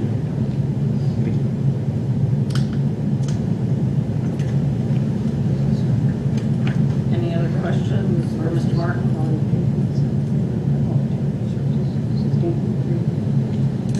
Donna, did you have a? Yeah, I'm asking about if 1643 covers that, where it says, if in the professional judgment of pharmacists be of high quality and obtained from acceptable, reliable alternative sources. I believe you're talking about the part that speaks to excipients. All components, yes. Yeah, that part previous to that is speaking to the inactive ingredients, if I remember the verbiage correctly. So the part just before that speaks to active ingredients, and then it talks about just components generally below that. And so the way that I read that secondary portion was that it was only speaking to excipients, because the first part it says active ingredients have to be one of the 5, USP or CPAR on down the list. So if that next part about professional judgment were speaking to active ingredients, I think it would be kind of at odds with the first part. I don't think it specifically breaks it out like that. I think D just says all components shall. So thank you for the language, that's very So it seems like maybe that would cover it because it's then giving you the professional judgment. So in 1631, it says so starting in 1629, excuse me, drugs, so right, the active ingredients have to be USP&F, manufactured in an FDA registered facility. If they're not available, it has to be one of the following, and just stops. So I read 1629 through 36 as you must be one of these 5 in the way that it's worded. And I think that would be helpful to your point if there was this other opportunity, but I just don't think the language speaks that way. For the other items that you, oh, I'm sorry. Just real quick, what we're referring to right here is already in 291-133. It's existing language. So these aren't actually, are you asking for, you're asking for existing language to be modified? No, actually the existing language would still be problematic. So you're asking for the existing language, you want No, the existing language is to be still a modified? problem. Yeah. Because it's still too limiting for what is available by federal law standards. Right, you're asking for the existing to be modified? Yes, To ma'am. open up further? Yes, yeah.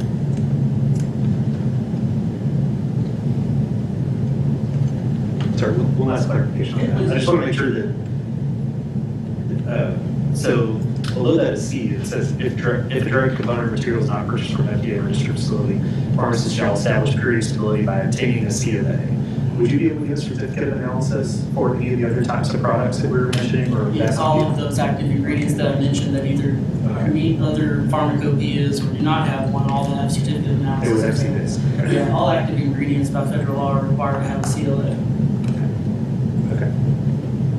Thanks. Yes, sir. Thank you. Any other questions from the board?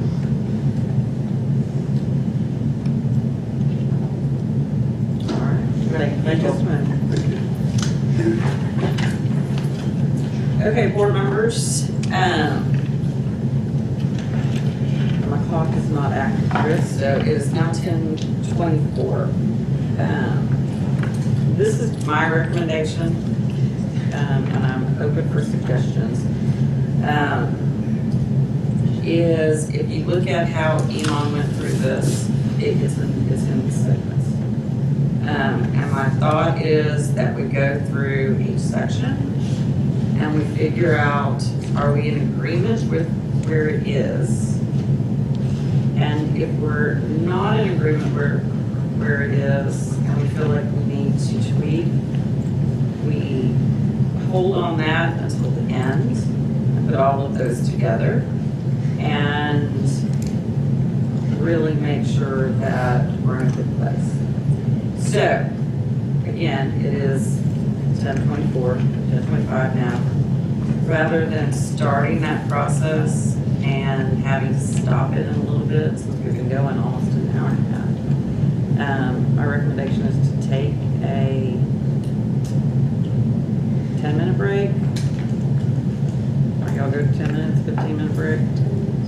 10-minute break, and that we'll come back at 10:35 and start that process.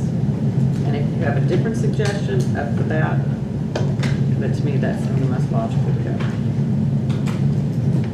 All right, good. We will break then until 10:25. I'm sorry, 10:35.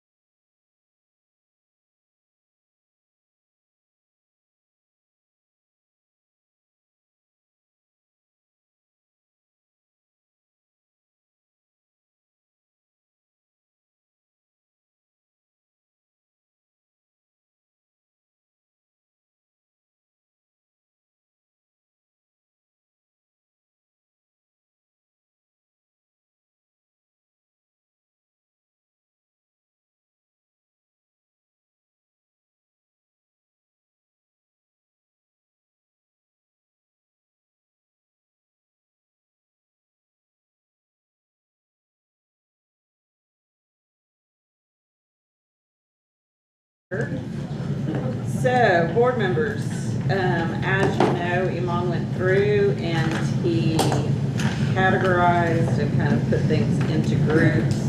Not looking at grammatical or stylistic corrections, only our substantive changes. I can talk. So, at this time, my suggestion is we kind of go through those groups. So the first group that he talked about, if you follow along, is he started on 177. And we've looked at definitions. The definitions went from line 177 to 368. And looked at anteroom, beyond use date, buffer room, clean room suites, designated person, immediate use, master formulation, restricted access barrier system, and segregated compounding area. Compounding area. So in looking at those definitions, my first question would be, do we feel that the definitions are appropriate? And if so, can we go with what is recommended? If there is a particular definition we want to take out and discuss later, we can do that. But we'll start with the definitions.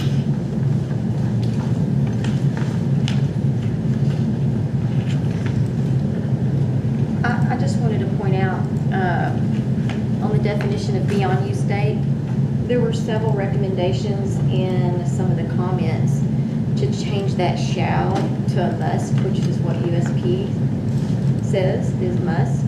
But Megan, you were explaining, well, can you explain why we changed it? So USP, they're guidelines, right? So they're not written in regulatory language. And regulatory language is different. So there is a section of the government code, which is section 311.016, which defines the regulatory type rules. And it defines shall, basically as you would usually think of must. So shall is defined as imposing a duty, and the Texas courts have ruled that shall means mandatory. So where you see a shall, that's a mandatory requirement. And so when you look at the Pharmacy Act and most of the pharmacy rules, you're going to see shall every time that there's a mandatory requirement there. You also see may a lot of the time, and may is something that grants a discretionary authority or permission or power. So that's how you can tell the difference between mandatory and discretionary is the shall versus the may.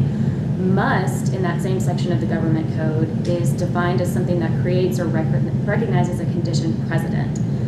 So it doesn't necessarily mean what you think of must meaning in everyday, conversations. So a condition precedent is something that has to happen before something else can happen, and those are used most often in contracts. So you often think of it as meaning a condition or event that must occur before a right or a claim or a duty or an interest arises in that contract.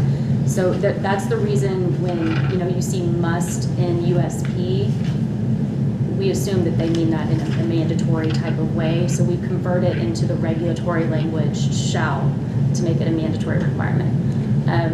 What you'll also notice is a lot of times there are shoulds in guidance documents. Shoulds aren't really regulatory because they don't grant any permission, they don't grant, or make a requirement, a mandatory requirement or anything like that. So you don't see shoulds in regulations. Those are, saved for guidance documents or, supplementary information. Is that what you were wanting? Thank you.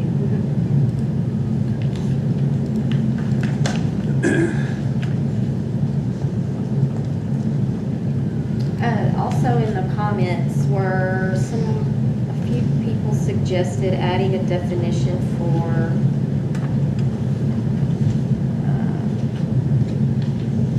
is it cleaning agent, I think?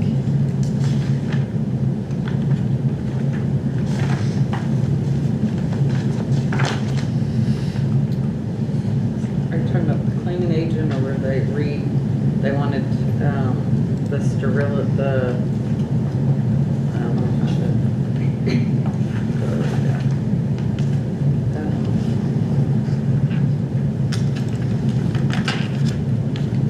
sterile sampling devices, that are different definition of that.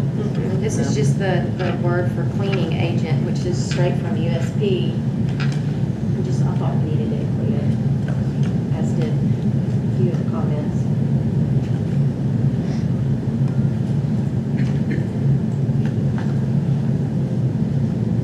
Iman, do you remember which one? Yeah, just me come back up? Yes, please. I should have invited you earlier.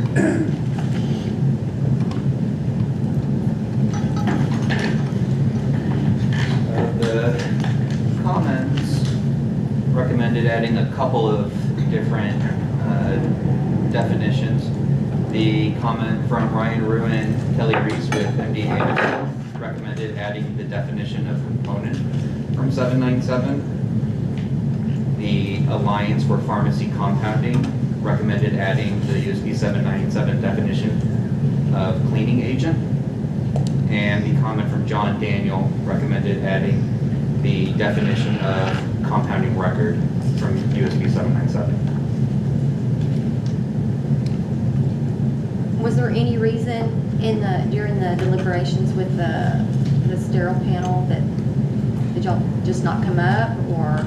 Not that I can recall with regard to those three terms. I think it was probably just lack of a clear need to add them.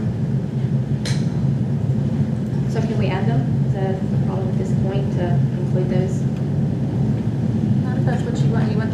So all of the board members, you should have a copy of 797 in your materials. And if you scroll, they put the definitions at the bottom. So if you scroll to the bottom of 797, you should be able to see all of the definitions that are being discussed if you want to look at them. So cleaning agent, component, and compounding record. I want you to look at the definition of compounding record.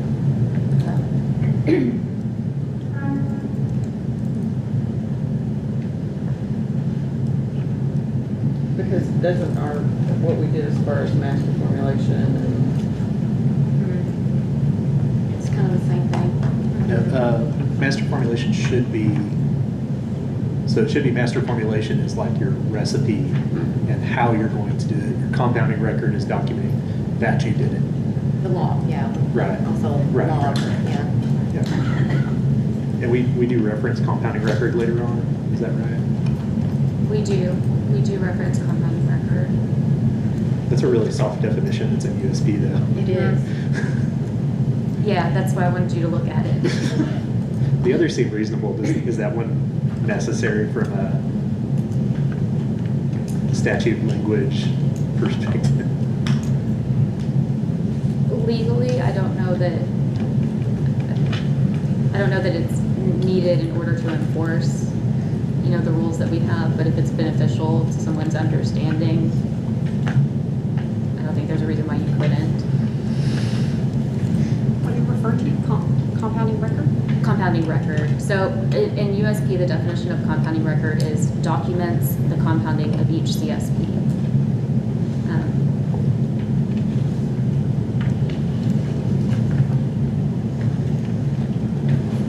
It also starts with a verb, which is weird for a definition. Because we do on line 2177 have on there the requirements as we define compounding record.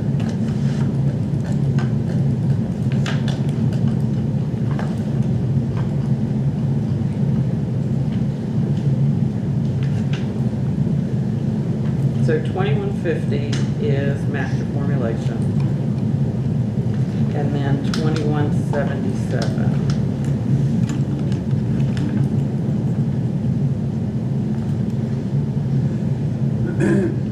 Yeah, and 2177, if this is helpful, I know we're kind of jumping ahead, but all of that's based on USP 11.2 and box 10. So all of this is coming out of USP as well.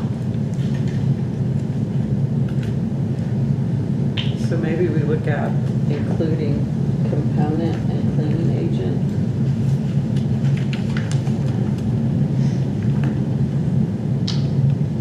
And leave what we have as far as compounding record.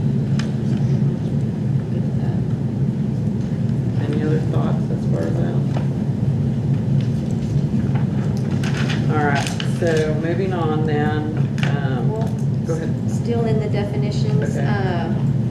Of the sterilizing membrane, correcting those little sections that should be 10 to the 7th, not 107th. And then on the definition of sterilization by filtration, I think someone's comments were to change that last word from a sterile effluent to a sterile filtrate. Brady, do you have any issues with that?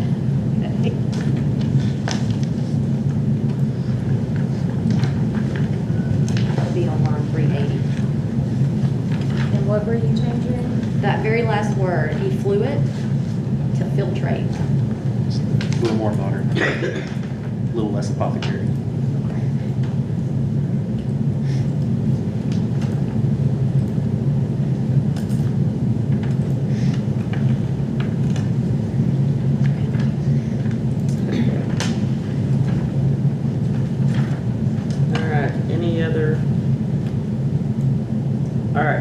So the next section, we moved, as we went through our discussion, to subsection C on personnel.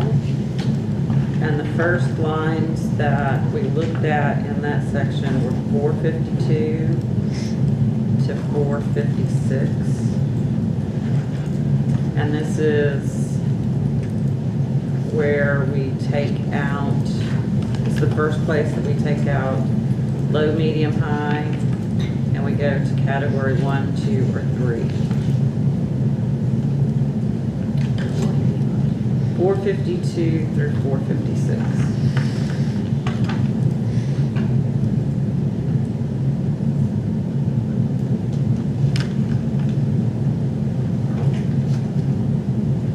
I have no issues with that. I don't think there are any comments. Any thoughts? All right. The next lines that we looked at, where there were subsequent changes, are very much similar. 505 through 509, again, removing low, medium risk, low, medium, high risk to the categories. I'm assuming that based on the previous that we're good with those. Okay. Still in the personnel section, line 511. All persons who perform or oversee compounding or support activities shall be trained in pharmacy's SOPs.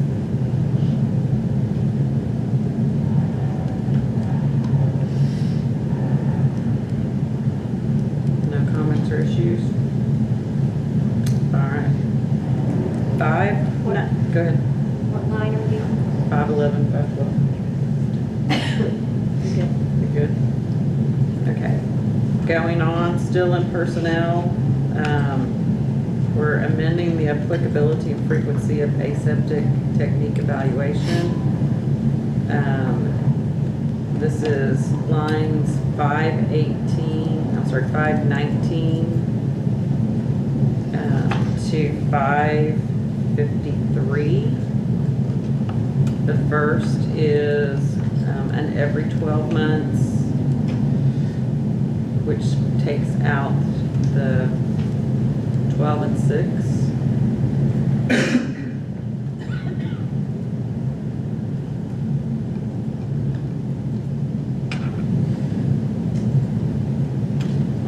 No comments?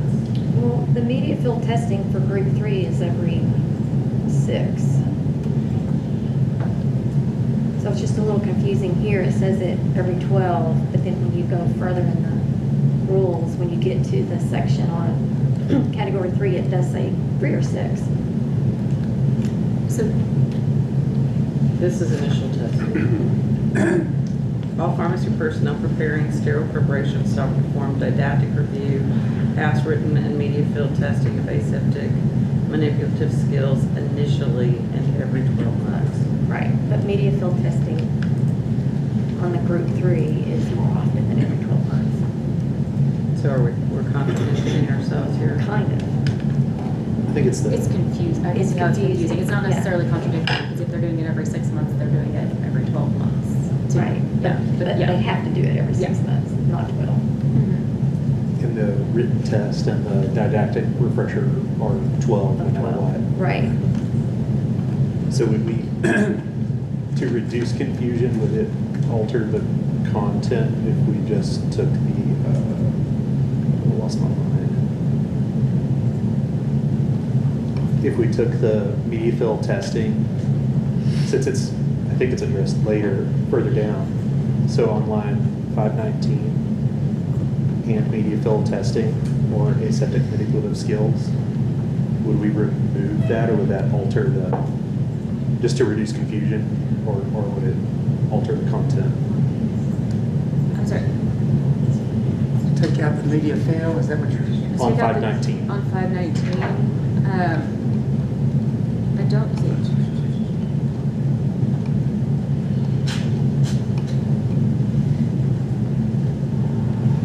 It's 4B.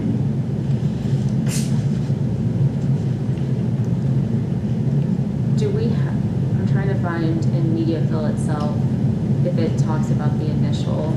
I don't see it. I'm looking for it too. Well, on 554.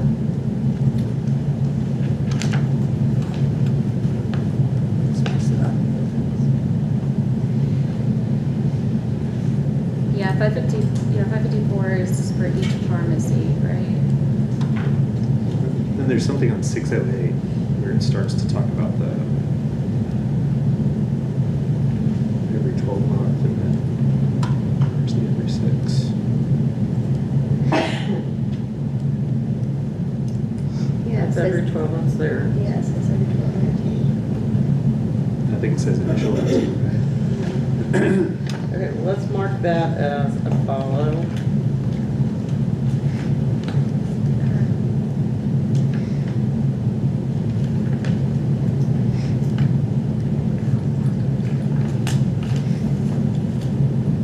So in 602, we talk about pharmacists in charge of ensuring competency, so that we list them, and then it says every 12 months there. Yeah. Is that what you're referring to?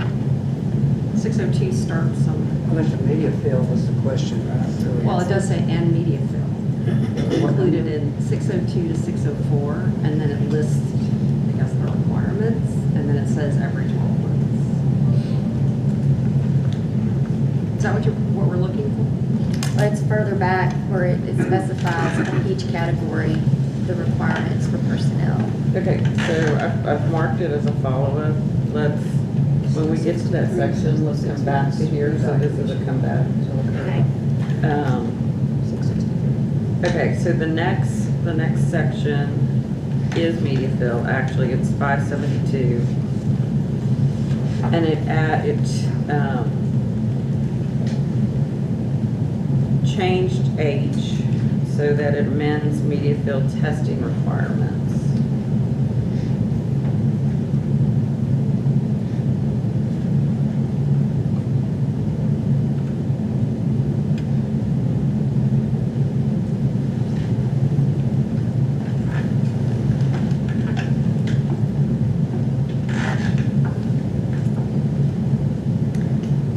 So where it says on line 565, media fill tests shall be conducted at each pharmacy where an individual compounds category 3. Does that mean if you have two facilities that have common ownership, they can't share that data, or they have to do media fills at each facility?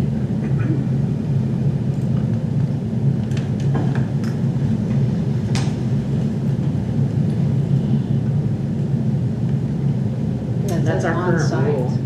It says on-site media test.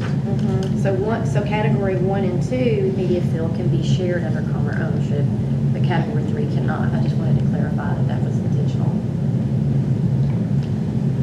Was that the old, looks like that was the old Yeah, high it's risk. based on the old rule. So if you look at F, just above G where you're at, F says if pharmacies are under, they're for category 1 and 2, if they're under common ownership and control, may be conducted at only one with a bunch of, qualifications.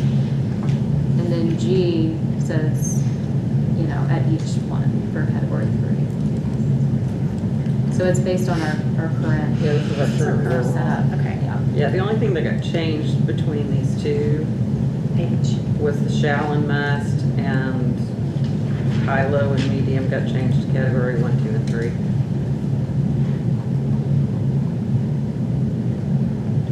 So are you okay with that? No, I am, Okay. I am. I was just wanted to clarify. There's a little bit of our terminology. Sometimes we call it media field testing, sometimes we call it challenge testing.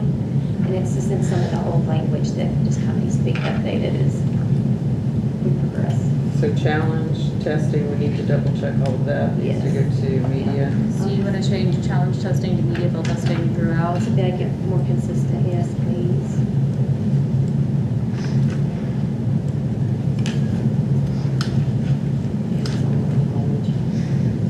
Okay, so back to H. You can see the old language below and the new language that came out of the task force.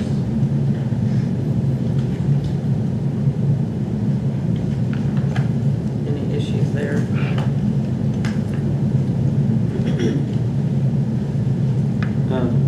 Just to avoid something getting interpreted funny, I wonder if instead of, and this is so minor, but on 575, so instead of the same types, I wonder if we could say into similar types of containers, because sometimes they're specifically manufactured and you would never use those.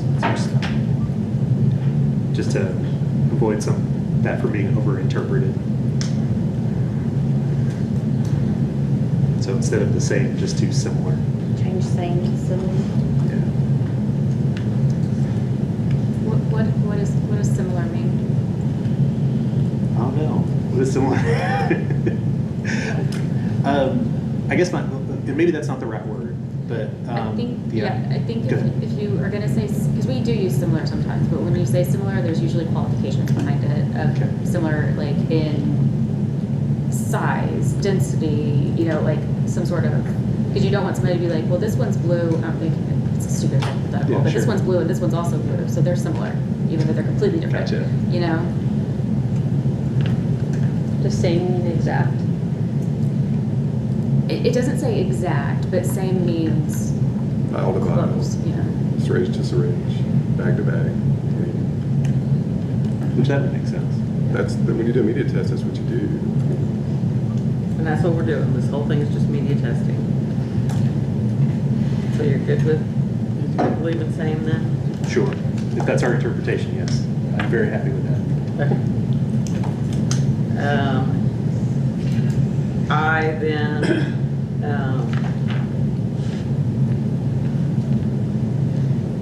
is in this same section, so. And then J. Any issues with I or J?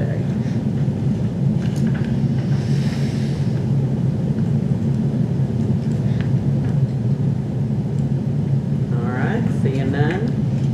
The next subsequent change. Sorry. Or go ahead. Sorry.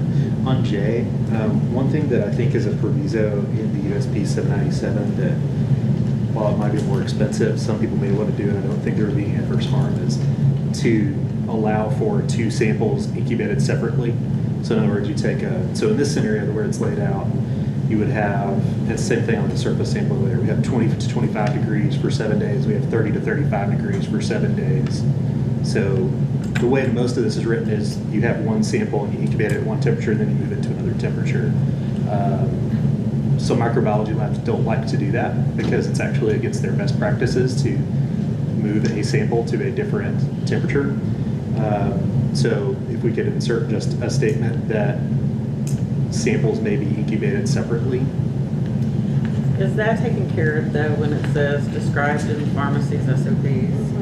Because that way it leaves it less prescriptive and. I think it does, except for the very end of that statement where it says on or before 14 days.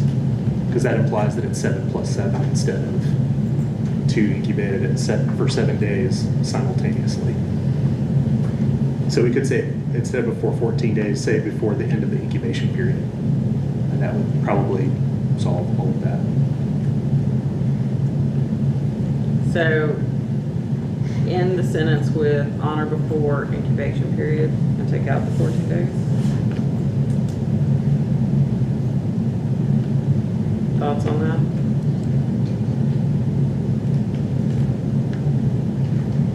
So that would be line 593. So you want to put in before incubation period ends or what? Ends, yeah, Ends. before or is complete. Or Okay. Right, number 593. Okay. All right, that would take us down to 608. This is where we get our every 12 for all category levels again. And then 611 through 635.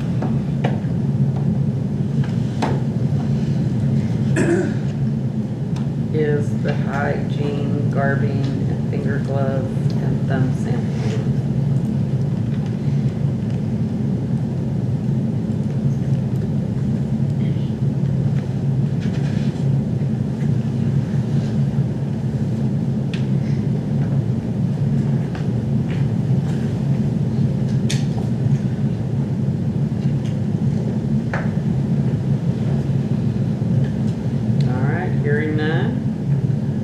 That will take us down to, that will take us down to 641. And this is the incubation requirements for the gloves, fingertip, and thumb samples and what's required for passing.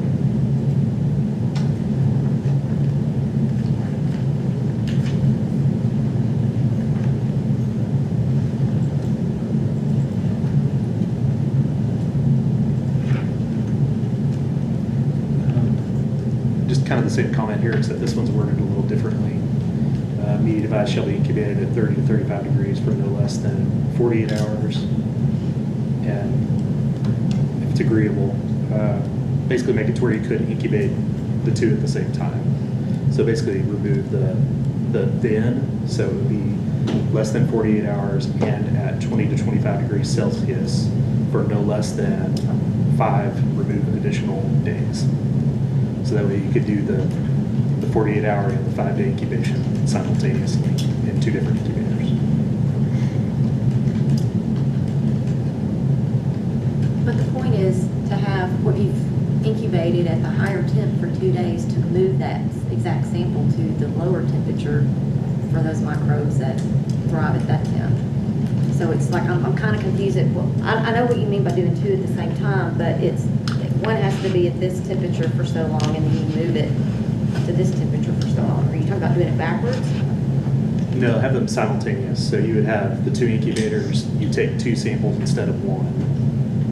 One goes to the, it's because some micro labs require that. Because it's actually, I've been told by, as we've had more engagement with microbiologists over this stuff, we've been told that it's a best practice for them to do them separately. So instead of taking one sample and transferring it, it would be to do it separately. So it's, you're doing double the samples. But then what, I mean, but each sample could be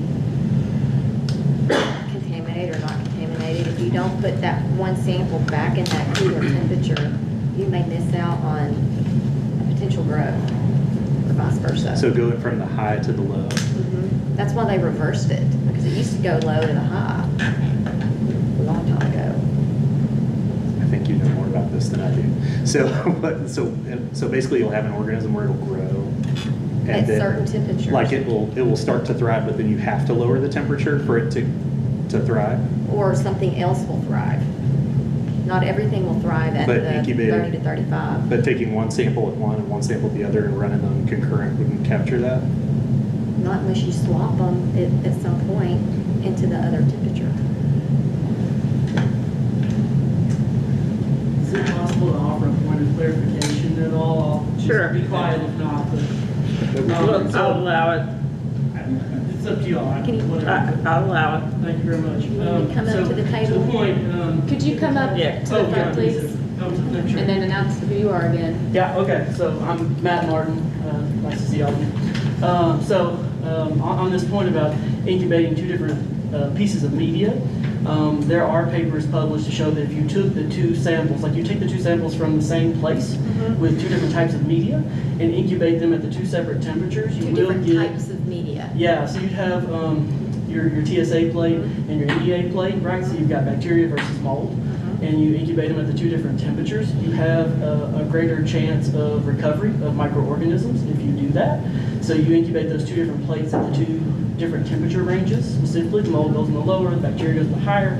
Alternatively, USP also allows you to have just a single media, which is typically TSA, that you incubate at the higher temperature, and then the lower temperature, which is discussed, I believe it's in 1116, that you have to do the higher than the lower in that order specifically.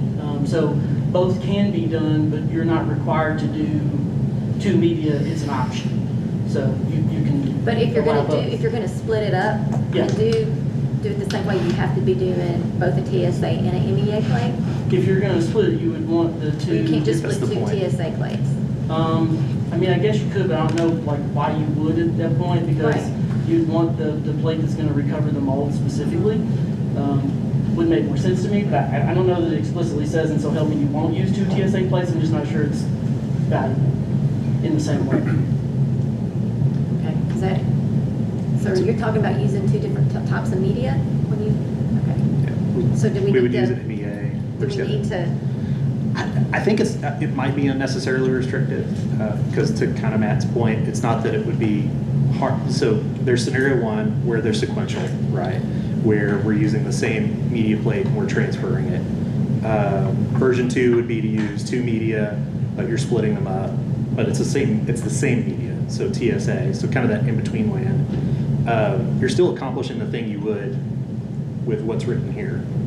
And then third version, which would be a best practice, but you'd want to make sure your rules allow for them to do that, would be to do the two different types of media where you have the MEA for the fungal and then TSA for the other. so is this verbatim from USP, or is this? It's from USP Box 1. Find what page Box 1 is on. It's page 4.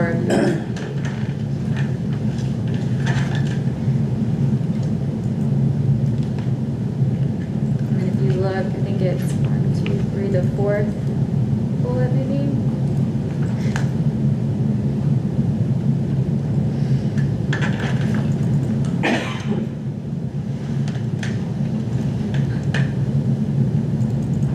Pretty close to verbatim. It is pretty close. I think there is a statement somewhere that says that they could be done non-sequentially, I thought. When you do the two media, you can incubate them simultaneously at two different temperatures. Yes.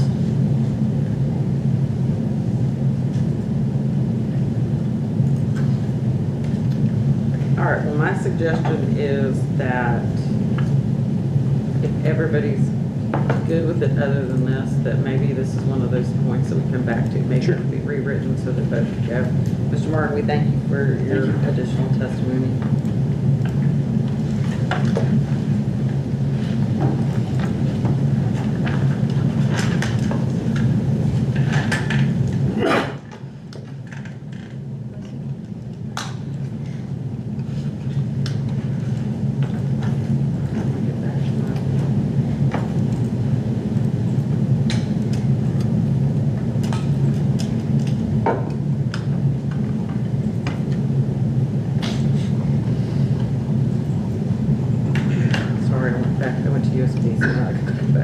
Okay, so the next is 663, and maybe this is where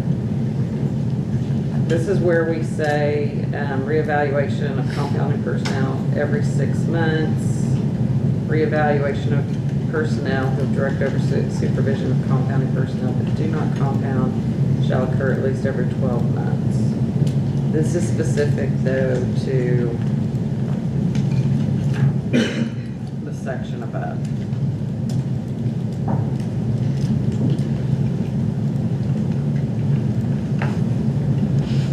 Any issues there? All right. If you look on 672, this is our direct oversight. We have an every 12. and the evaluation is specified in the SOPs.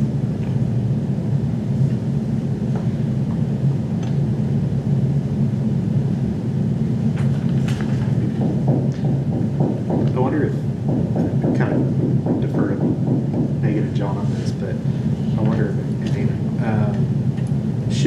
should the paragraph that's 672, should that be two separate things? So you have personnel who have direct oversight of compounding, but do not compound shall complete a garbage competency evaluation every 12 months, and then a new bullet 8 that would be the pharmacy's SOP shall define garbage competency for personnel who do not compound nor have direct oversight, because those are two separate groups of people. Should those be two separate bullets? Just from a Doesn't make a difference one way or another. From my perspective, it doesn't make a difference. It's the same topic. So I mean, you could break it out, but I think it's still wrong to be in the same one. just didn't know from like an enforceability standpoint, if someone were cited on this, they would be cited to this, it wouldn't matter. Okay. It wouldn't. I mean, they're both still requirements. It's just whichever one you fell into.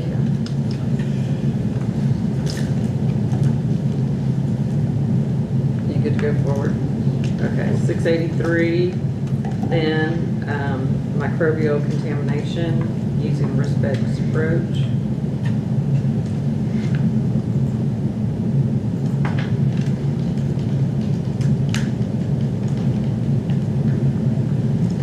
And then 685, I'm sorry, 688,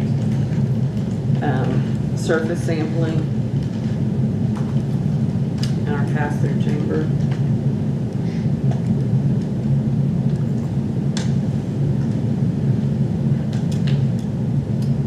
All right, and that would take us down to 697, which is the ISO classes. Again, this involves surface sampling.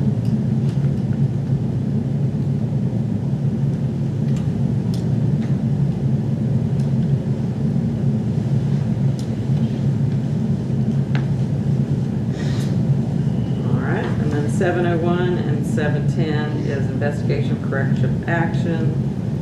And then 710 is restocking.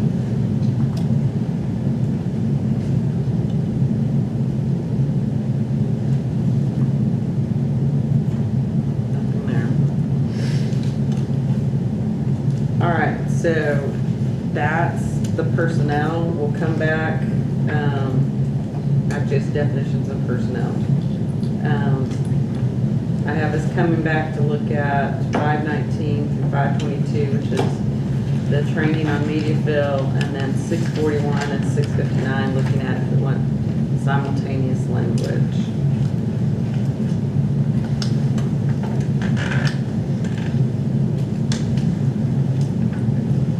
Good there? All right. We then move into operational standards. And this is where we start on 740 with the batch size and the limit of 500.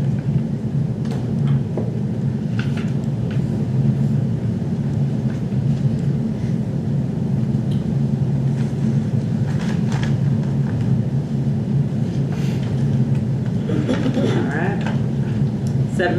Good. So are we commenting, can we comment on that? Sure. Ready? Yeah. So that 500 number, the arbitrary number. So right now our rules are no limits. So we're going from no limits to 500, am I correct?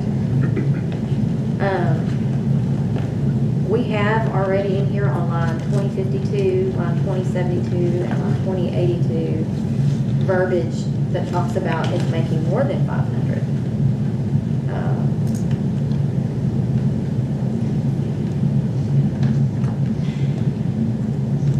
I honestly would like to have that number increased, just because if, you know, whether you're making 250 or 500 or 1,000, you're still going to do anywhere from 2 to 10% of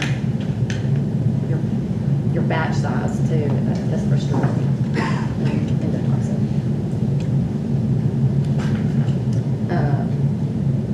CHP's recommendation was 250. 250, yeah.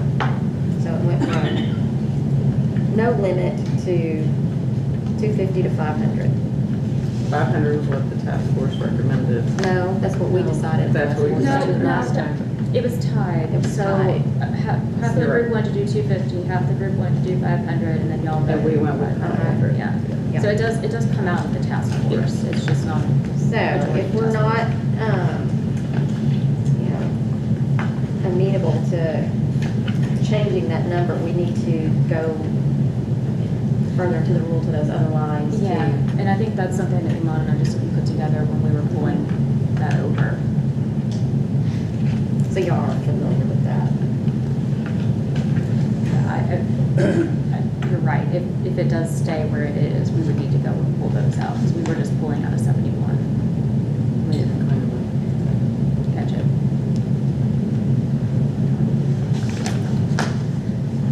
So do we want to mark that as something we come back to so that we can go on? All right. All right, 791 through 806. This defines the three categories of sterile preparations. This is where the actual category 1, 2, and 3.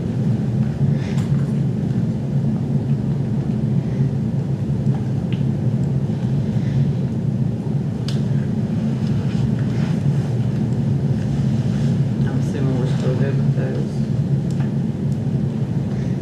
That would take us down to 934. And this is dry heat, dehydratation, shall be used to render thermostable containers and components pyrogen-free.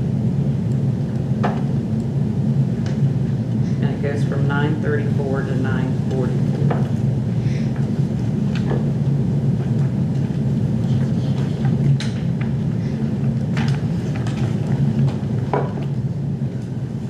I wanted to bring something up about depyrogenation. I'm looking for somebody's comments. This is basically just an FYI I wanted to share with the board members who aren't familiar with autoclaves. Not autoclave, the dry heat convection ovens. So you have to annually validate your oven. So you have to buy, the endotoxin vials and place them throughout your oven like you would your normal everyday load of dishes, and then you run a cycle on it, and then you send them off to a third-party lab to be tested to see if there's endotoxins in it. There shouldn't be any if your oven, worked properly, and it also will show you hot spots within your oven. So there is an expense to that, and I think it was it was in the comments with the exhibits. The depyrogenation runs about $2,300 a year. So I just wanted to point that out. How often do you do that? You're supposed to do it once a year. And that Or feels- anytime you feel needed.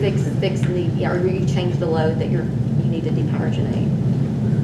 Some days it may be 1 beaker, some days it may be 10, so you want to make sure that your oven doesn't have hot spots and that you can evenly distribute that heat to properly depyrogenate your glassware. So that's something that would already be a cost.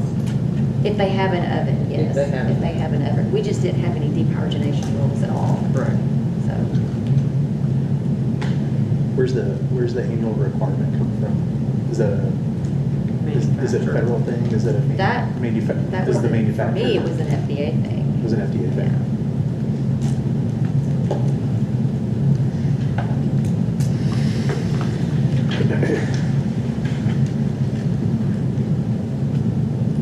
All right, seeing nothing else on 945.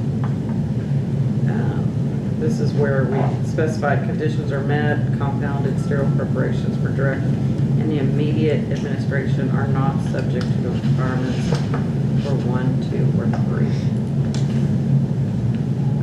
Any issues there?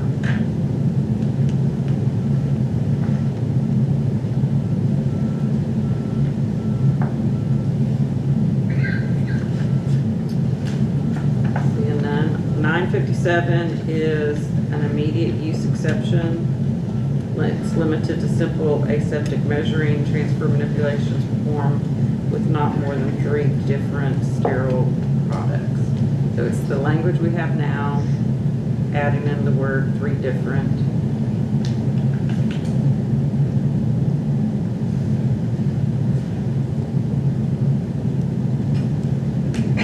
All right, we get to 968. This is the change from 1 hour to 4 hours and start from completion.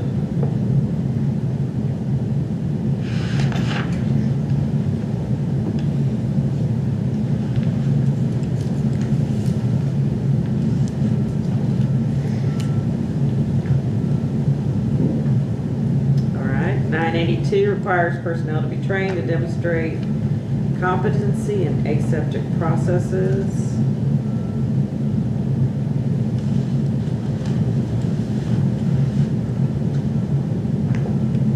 All right. Nothing there. 988 and 993 is involving single-dose vials and single-dose ampules. And then 995 is a multi-dose. Any issues with operational standards there? All right. E deals with the conventionally manufactured pharmacy bulk packages that shall be restricted to sterile preparation of admixtures for infusion or through a sterile transfer device.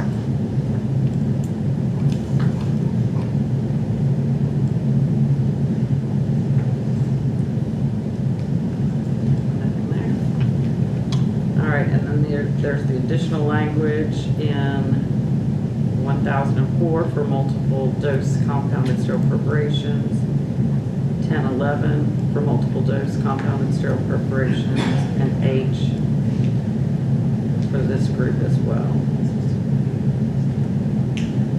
So starting at 1011 through 1021, first part of this section is basically USP 51, and then the second part of that is 1207.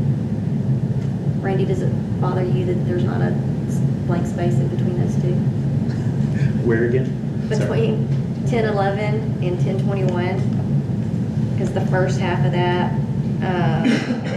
ending on 1116, that packaged and above is all USP 51.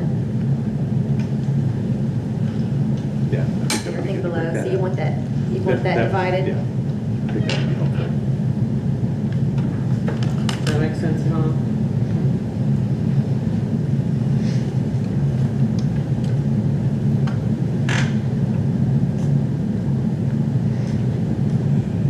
All right, that would take us down to 1029. And this is single-dose compounded sterile preparations for stock solutions.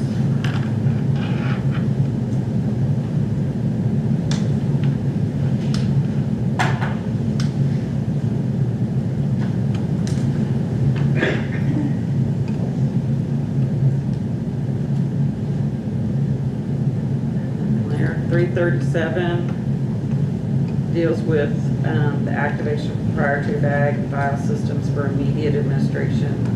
If an individual patient is not considered compounding, but docking the system for future activation and administration is considered compounding.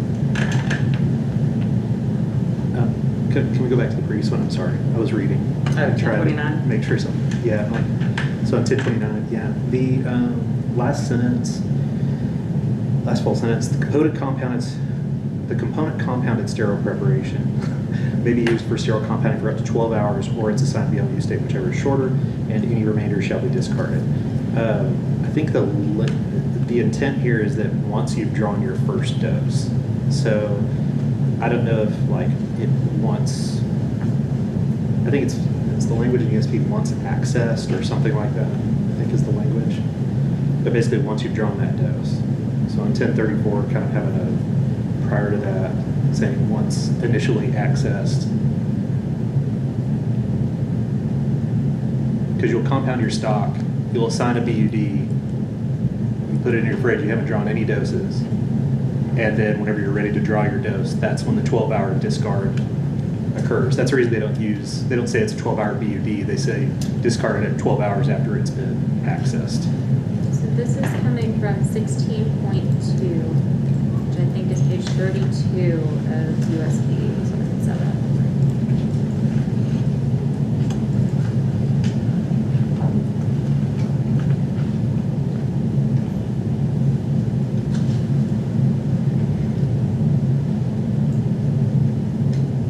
So is it verbatim now?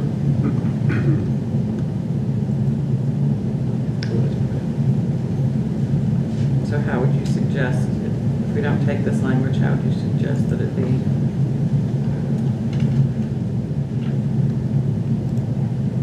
Let's see. Maybe put the preface from the time the first dose is drawn, comma, the component CSP may be used for sterile compounding for up to 12 hours, or it's assigned BUD. Or you could say up to 12 hours once access. Yeah. Short and sweet. Yeah. You have to leave the assigned BUD because, like, let's say it would expire in 6 hours, right? So. I'm sorry, I didn't hear the suggestion. I couldn't hear Danny. Sorry. When he originally said it, the component compounded sterile preparation may be used for sterile compounding for up to 12 hours once accessed, or once punctured is what we used up of it. So, and then it's the clock starts ticking. I get what you're saying. Or it's assigned BUD. Yeah, so once Okay, so accessed. if you're wanting the timer to start at once accessed, we wouldn't want to put it in the middle of those two. So do you want to put it at the beginning, once accessed, the compounded? Because I'm assuming you want the timer, the BUD timer to start. Once accessed. Once accessed. No, not the BUD, because the BUD Okay, is so, once okay, so accessed. then you do want it after the 12 hours, okay. Yeah.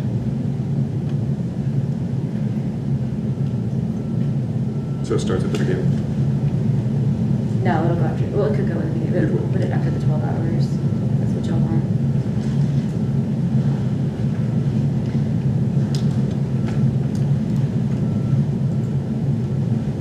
All right. Just to make sure we work good with 1037 through 1043 though. I had a question on this one. Okay. So with the docking systems, so they do this in small and rural hospitals. I think they use a lot of the Minibag Plus or other types of proprietary brands that, you know, you basically dock it. So you take the vial, you take the bag, and you lock it in place. But to activate it, then you crack it and then you mix the drug, right? So what some of these facilities are doing, I believe, is they're docking it, but they're not cracking it, so the drugs aren't getting mixed. So the manufacturers typically in their package insert specify some type of BUD from that point. Discard after, I think it might be 30 days. I can't remember. I haven't used them. But my only concern is, so it has beyond use dates on the last sentence of this, beyond use dates for proprietary bag and vial systems shall not be longer than those specified by the manufacturing labeling. Do we need to include a statement in here that says that these are not considered category 1, 2, or 3 CSPs, kind of like the immediate use, just so there's not confusion on the BUD, on whether they follow the manufacturer or whether they use the more stringent ones we have? I don't know. I didn't know if it mattered, if it was a potential point of, like, rule conflict. This one, to me, is a weird one. I feel like it's the whole time because you're doing the exact same thing, but in one scenario, it's compounding, the other scenario, it's not. What you're doing, I really think the intention here is you can dock these at the bedside or on the floor. To me, docking is when you put them together. Whenever you twist it and puncture it, that's activating it. So those are two different things. What you're saying is when you dock it, you better, if you're not in a clean room or an IV hood, you need to give it within the 4 hours. And that happens, like I said, that's for nursing convenience up on the floor and, you know, that sort of thing. So it's a matter of storage and logistics and all of that. Okay. Does that make sense? Yeah. It's worded, it's done right. The intention is there. It's just kind of counterintuitive the way one is compounding, one's not. But I don't know another way to write it. Is it specified within the manufacturers though? I mean, are we? Yeah. That's practice. Are we just That's- adding verbiage that's already That's how- there in the manufacturer? That's how it's been in practice. Yeah, okay. Once you activate it, then you need to have a time ticking. And I don't know what it says per manufacturer, but it should follow along with the rules that we're working on today, I feel like, from a hospital perspective. Yeah, that makes sense. I just want to make sure that the docking, since it says docking of the proprietary valve system for future activation is considered compounding. So is it a category, if it's done to hood, it'd be a category 2, I guess. Category 2, yeah. So we would put a category 2 BUD on it. 10 days. Okay. All right. I didn't know if that was what we intended or if we would want them to use the manufacturer, since that statement's in there. Iman, thoughts on that? Do you think we're? I think it's fine as written. I don't think the extra verbiage would add anything. I think what it'll do is it'll just change somebody's workflow. Here's what it'll probably end up being. If you're going to put a BUD on it, it's going to change the workflow. Gotcha. Okay. I'm fine with that. I just want to make sure we didn't have an inter-rule conflict. I don't see an inter-rule conflict because I think, you know, if you're within that first sentence there, you're not compounding. If you're within the second sentence, you are compounding, and then it's like any other compound. Right. If it's in a hood, or it's in the clean room, it's a category 2. If it's not in the clean room. Yeah, it falls into how you did it and what chart you're in and all that. So I think, yeah, it doesn't expressly say, go look at this, but you're compounding at that point, so. Okay. Compounding stuff. Okay. So we're not concerned about it. Okay. I think it's right. I mean, based on my experience, I think it's right, but it's going to get some looks. I guess I'm not concerned about a rule conflict. Yeah, that's what I was asking. So is that last sentence even necessary? I guess if the manufacturer labeling was less than the BUD, which I don't know that maybe there will be someday. Yeah. Sorry, I just want to make sure it was good. Yeah, no, that's what we're doing. We want to make sure we get it right. Okay, so the next section is 1061 through 1074, and this is the air exchange. We did have the additional information that upon review, the staff added in.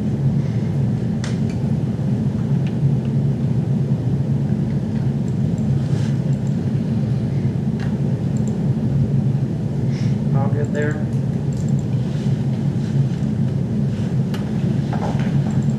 All right. Well, with 1075, we move into the clean suite. 1075, address the seals and sweep should not be installed at doors and buffers and the tacky mats.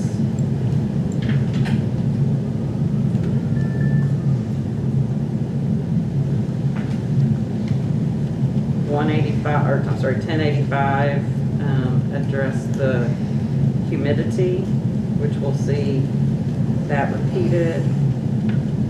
Then we had some non-substantive grammatical changes, but that takes us down to 1185.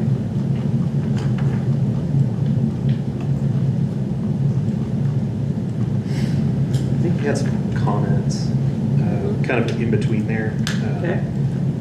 It appears a few times on line 1126, and then later further down 1419 and then 1450, and there might be others, but those are the ones I found, where there is some language that I believe previously when it was written was taken directly out of USB 797. It was the pressure gradient of greater than 0.02 to 0.05.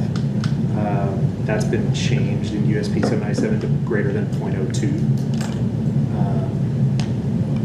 So I was wondering if we could change that to just match that versus having something that's more stringent. So you would take out has a minimum differential positive pressure and say has a positive pressure greater than? Yeah, it would be, sorry.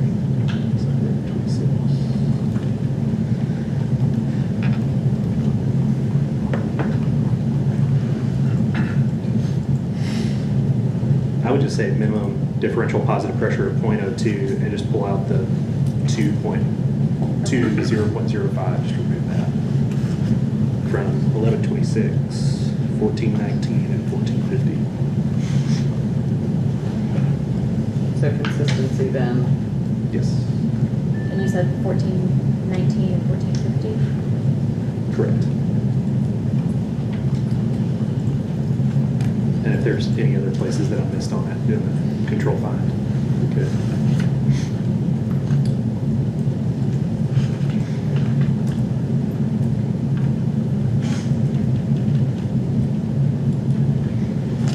Can we look at a line 1126? I think that's the line that was looking at he's talking about.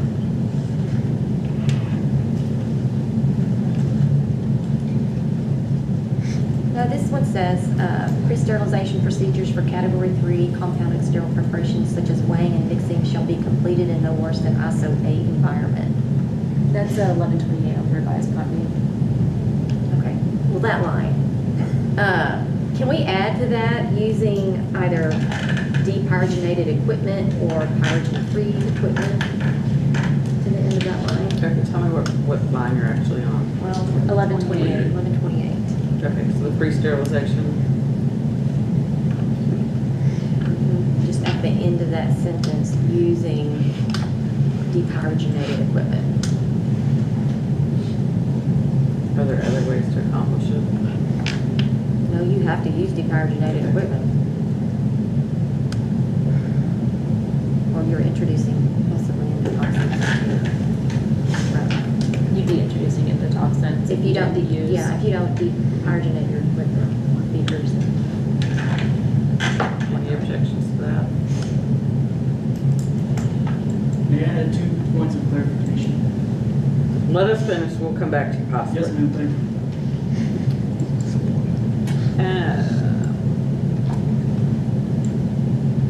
Okay, was there anything else between 1088 and 1181? There was, so starting on 1122, so I think, so this has category 3 preparations instead of high risk, and I'm asking, I don't know the answer to this, but should that also be category 3 preparations and then category 2s that are non-sterile to sterile?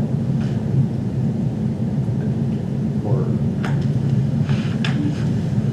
because it used to, all the high-risk stuff was, that encompassed all of the non-sterile to sterile preparations. That was the definition changes Yeah. via USP, Right. 1, 2, and 3, and how they categorize it. Right. So since there's non-sterile to sterile preparations outside of category 3, do we, so I'm thinking the way that this is currently drafted, we're missing the component of the non-sterile category 2s. I agree To a with you. certain degree. We are, and it's the same thing with the filtration definition. Okay. It's missing those category 2s that start with non-sterile. So, how would you change 1122? I think we would need to come back to it. It would Come be back pretty, to it? I think it would be pretty, potentially a little extensive.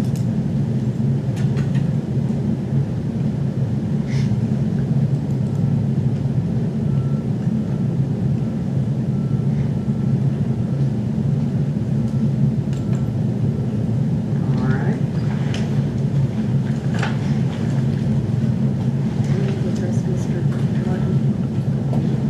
We'll wait. And then that would take us down to 1185.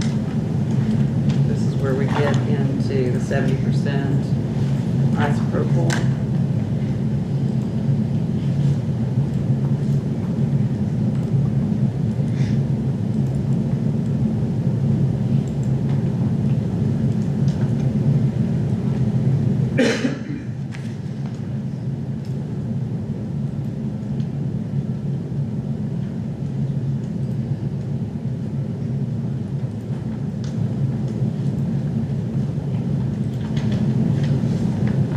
And that thing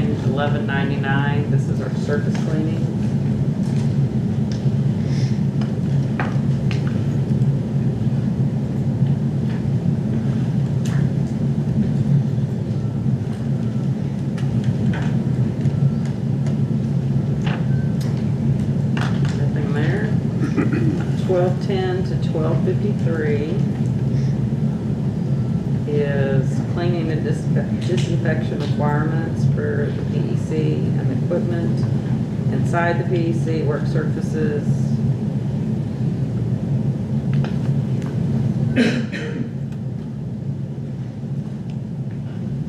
Floors, walls, ceilings.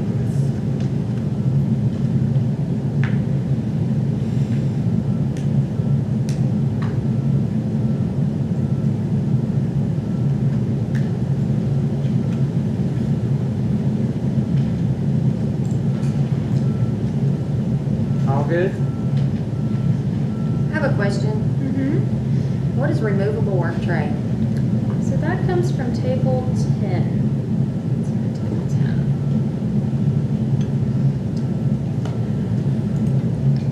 10. I think it's referring to, like, so to accomplish in-process checks and a lot of quality checks, a lot of facilities utilize cameras or some type of gravimetric or something like that.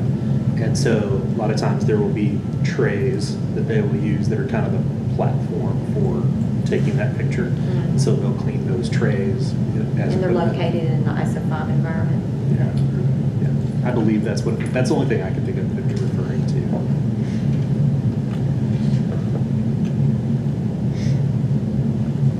So this is all clean, it's just daily, regular cleaning. This isn't the sporicidal part of it, okay?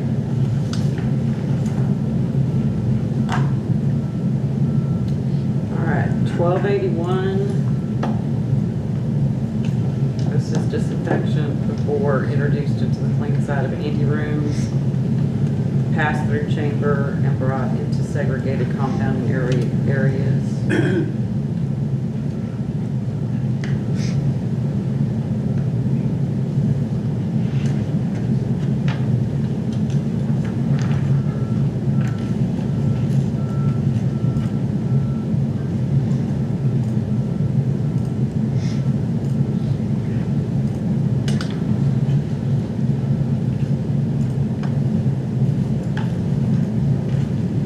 Anything there?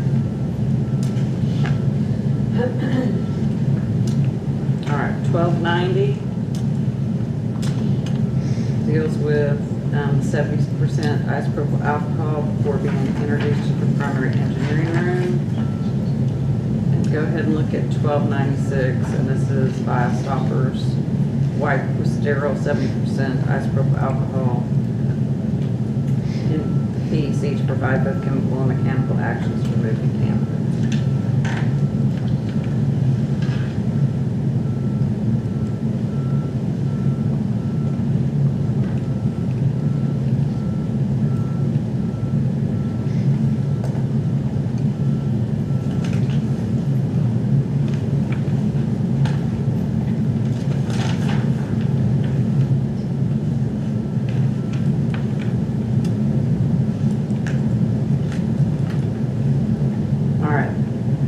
That takes us to where we get into beyond use dating.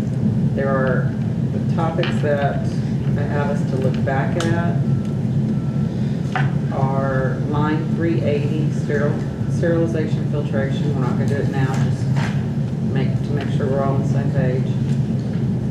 519 and 522 on the media fill, verifying that every 6 months.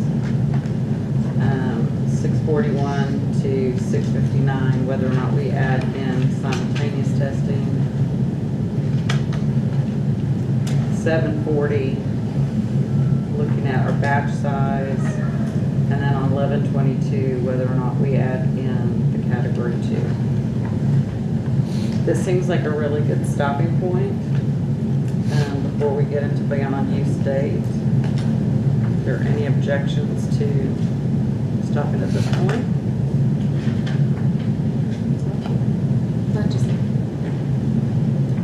All right, so looking at the real clock, I show it is 11:52. Order, you good with a 30-minute lunch? Or we can just, so that it's on the bottom of the hour, we'll just say coming back at 12:30. All right, we'll show adjourned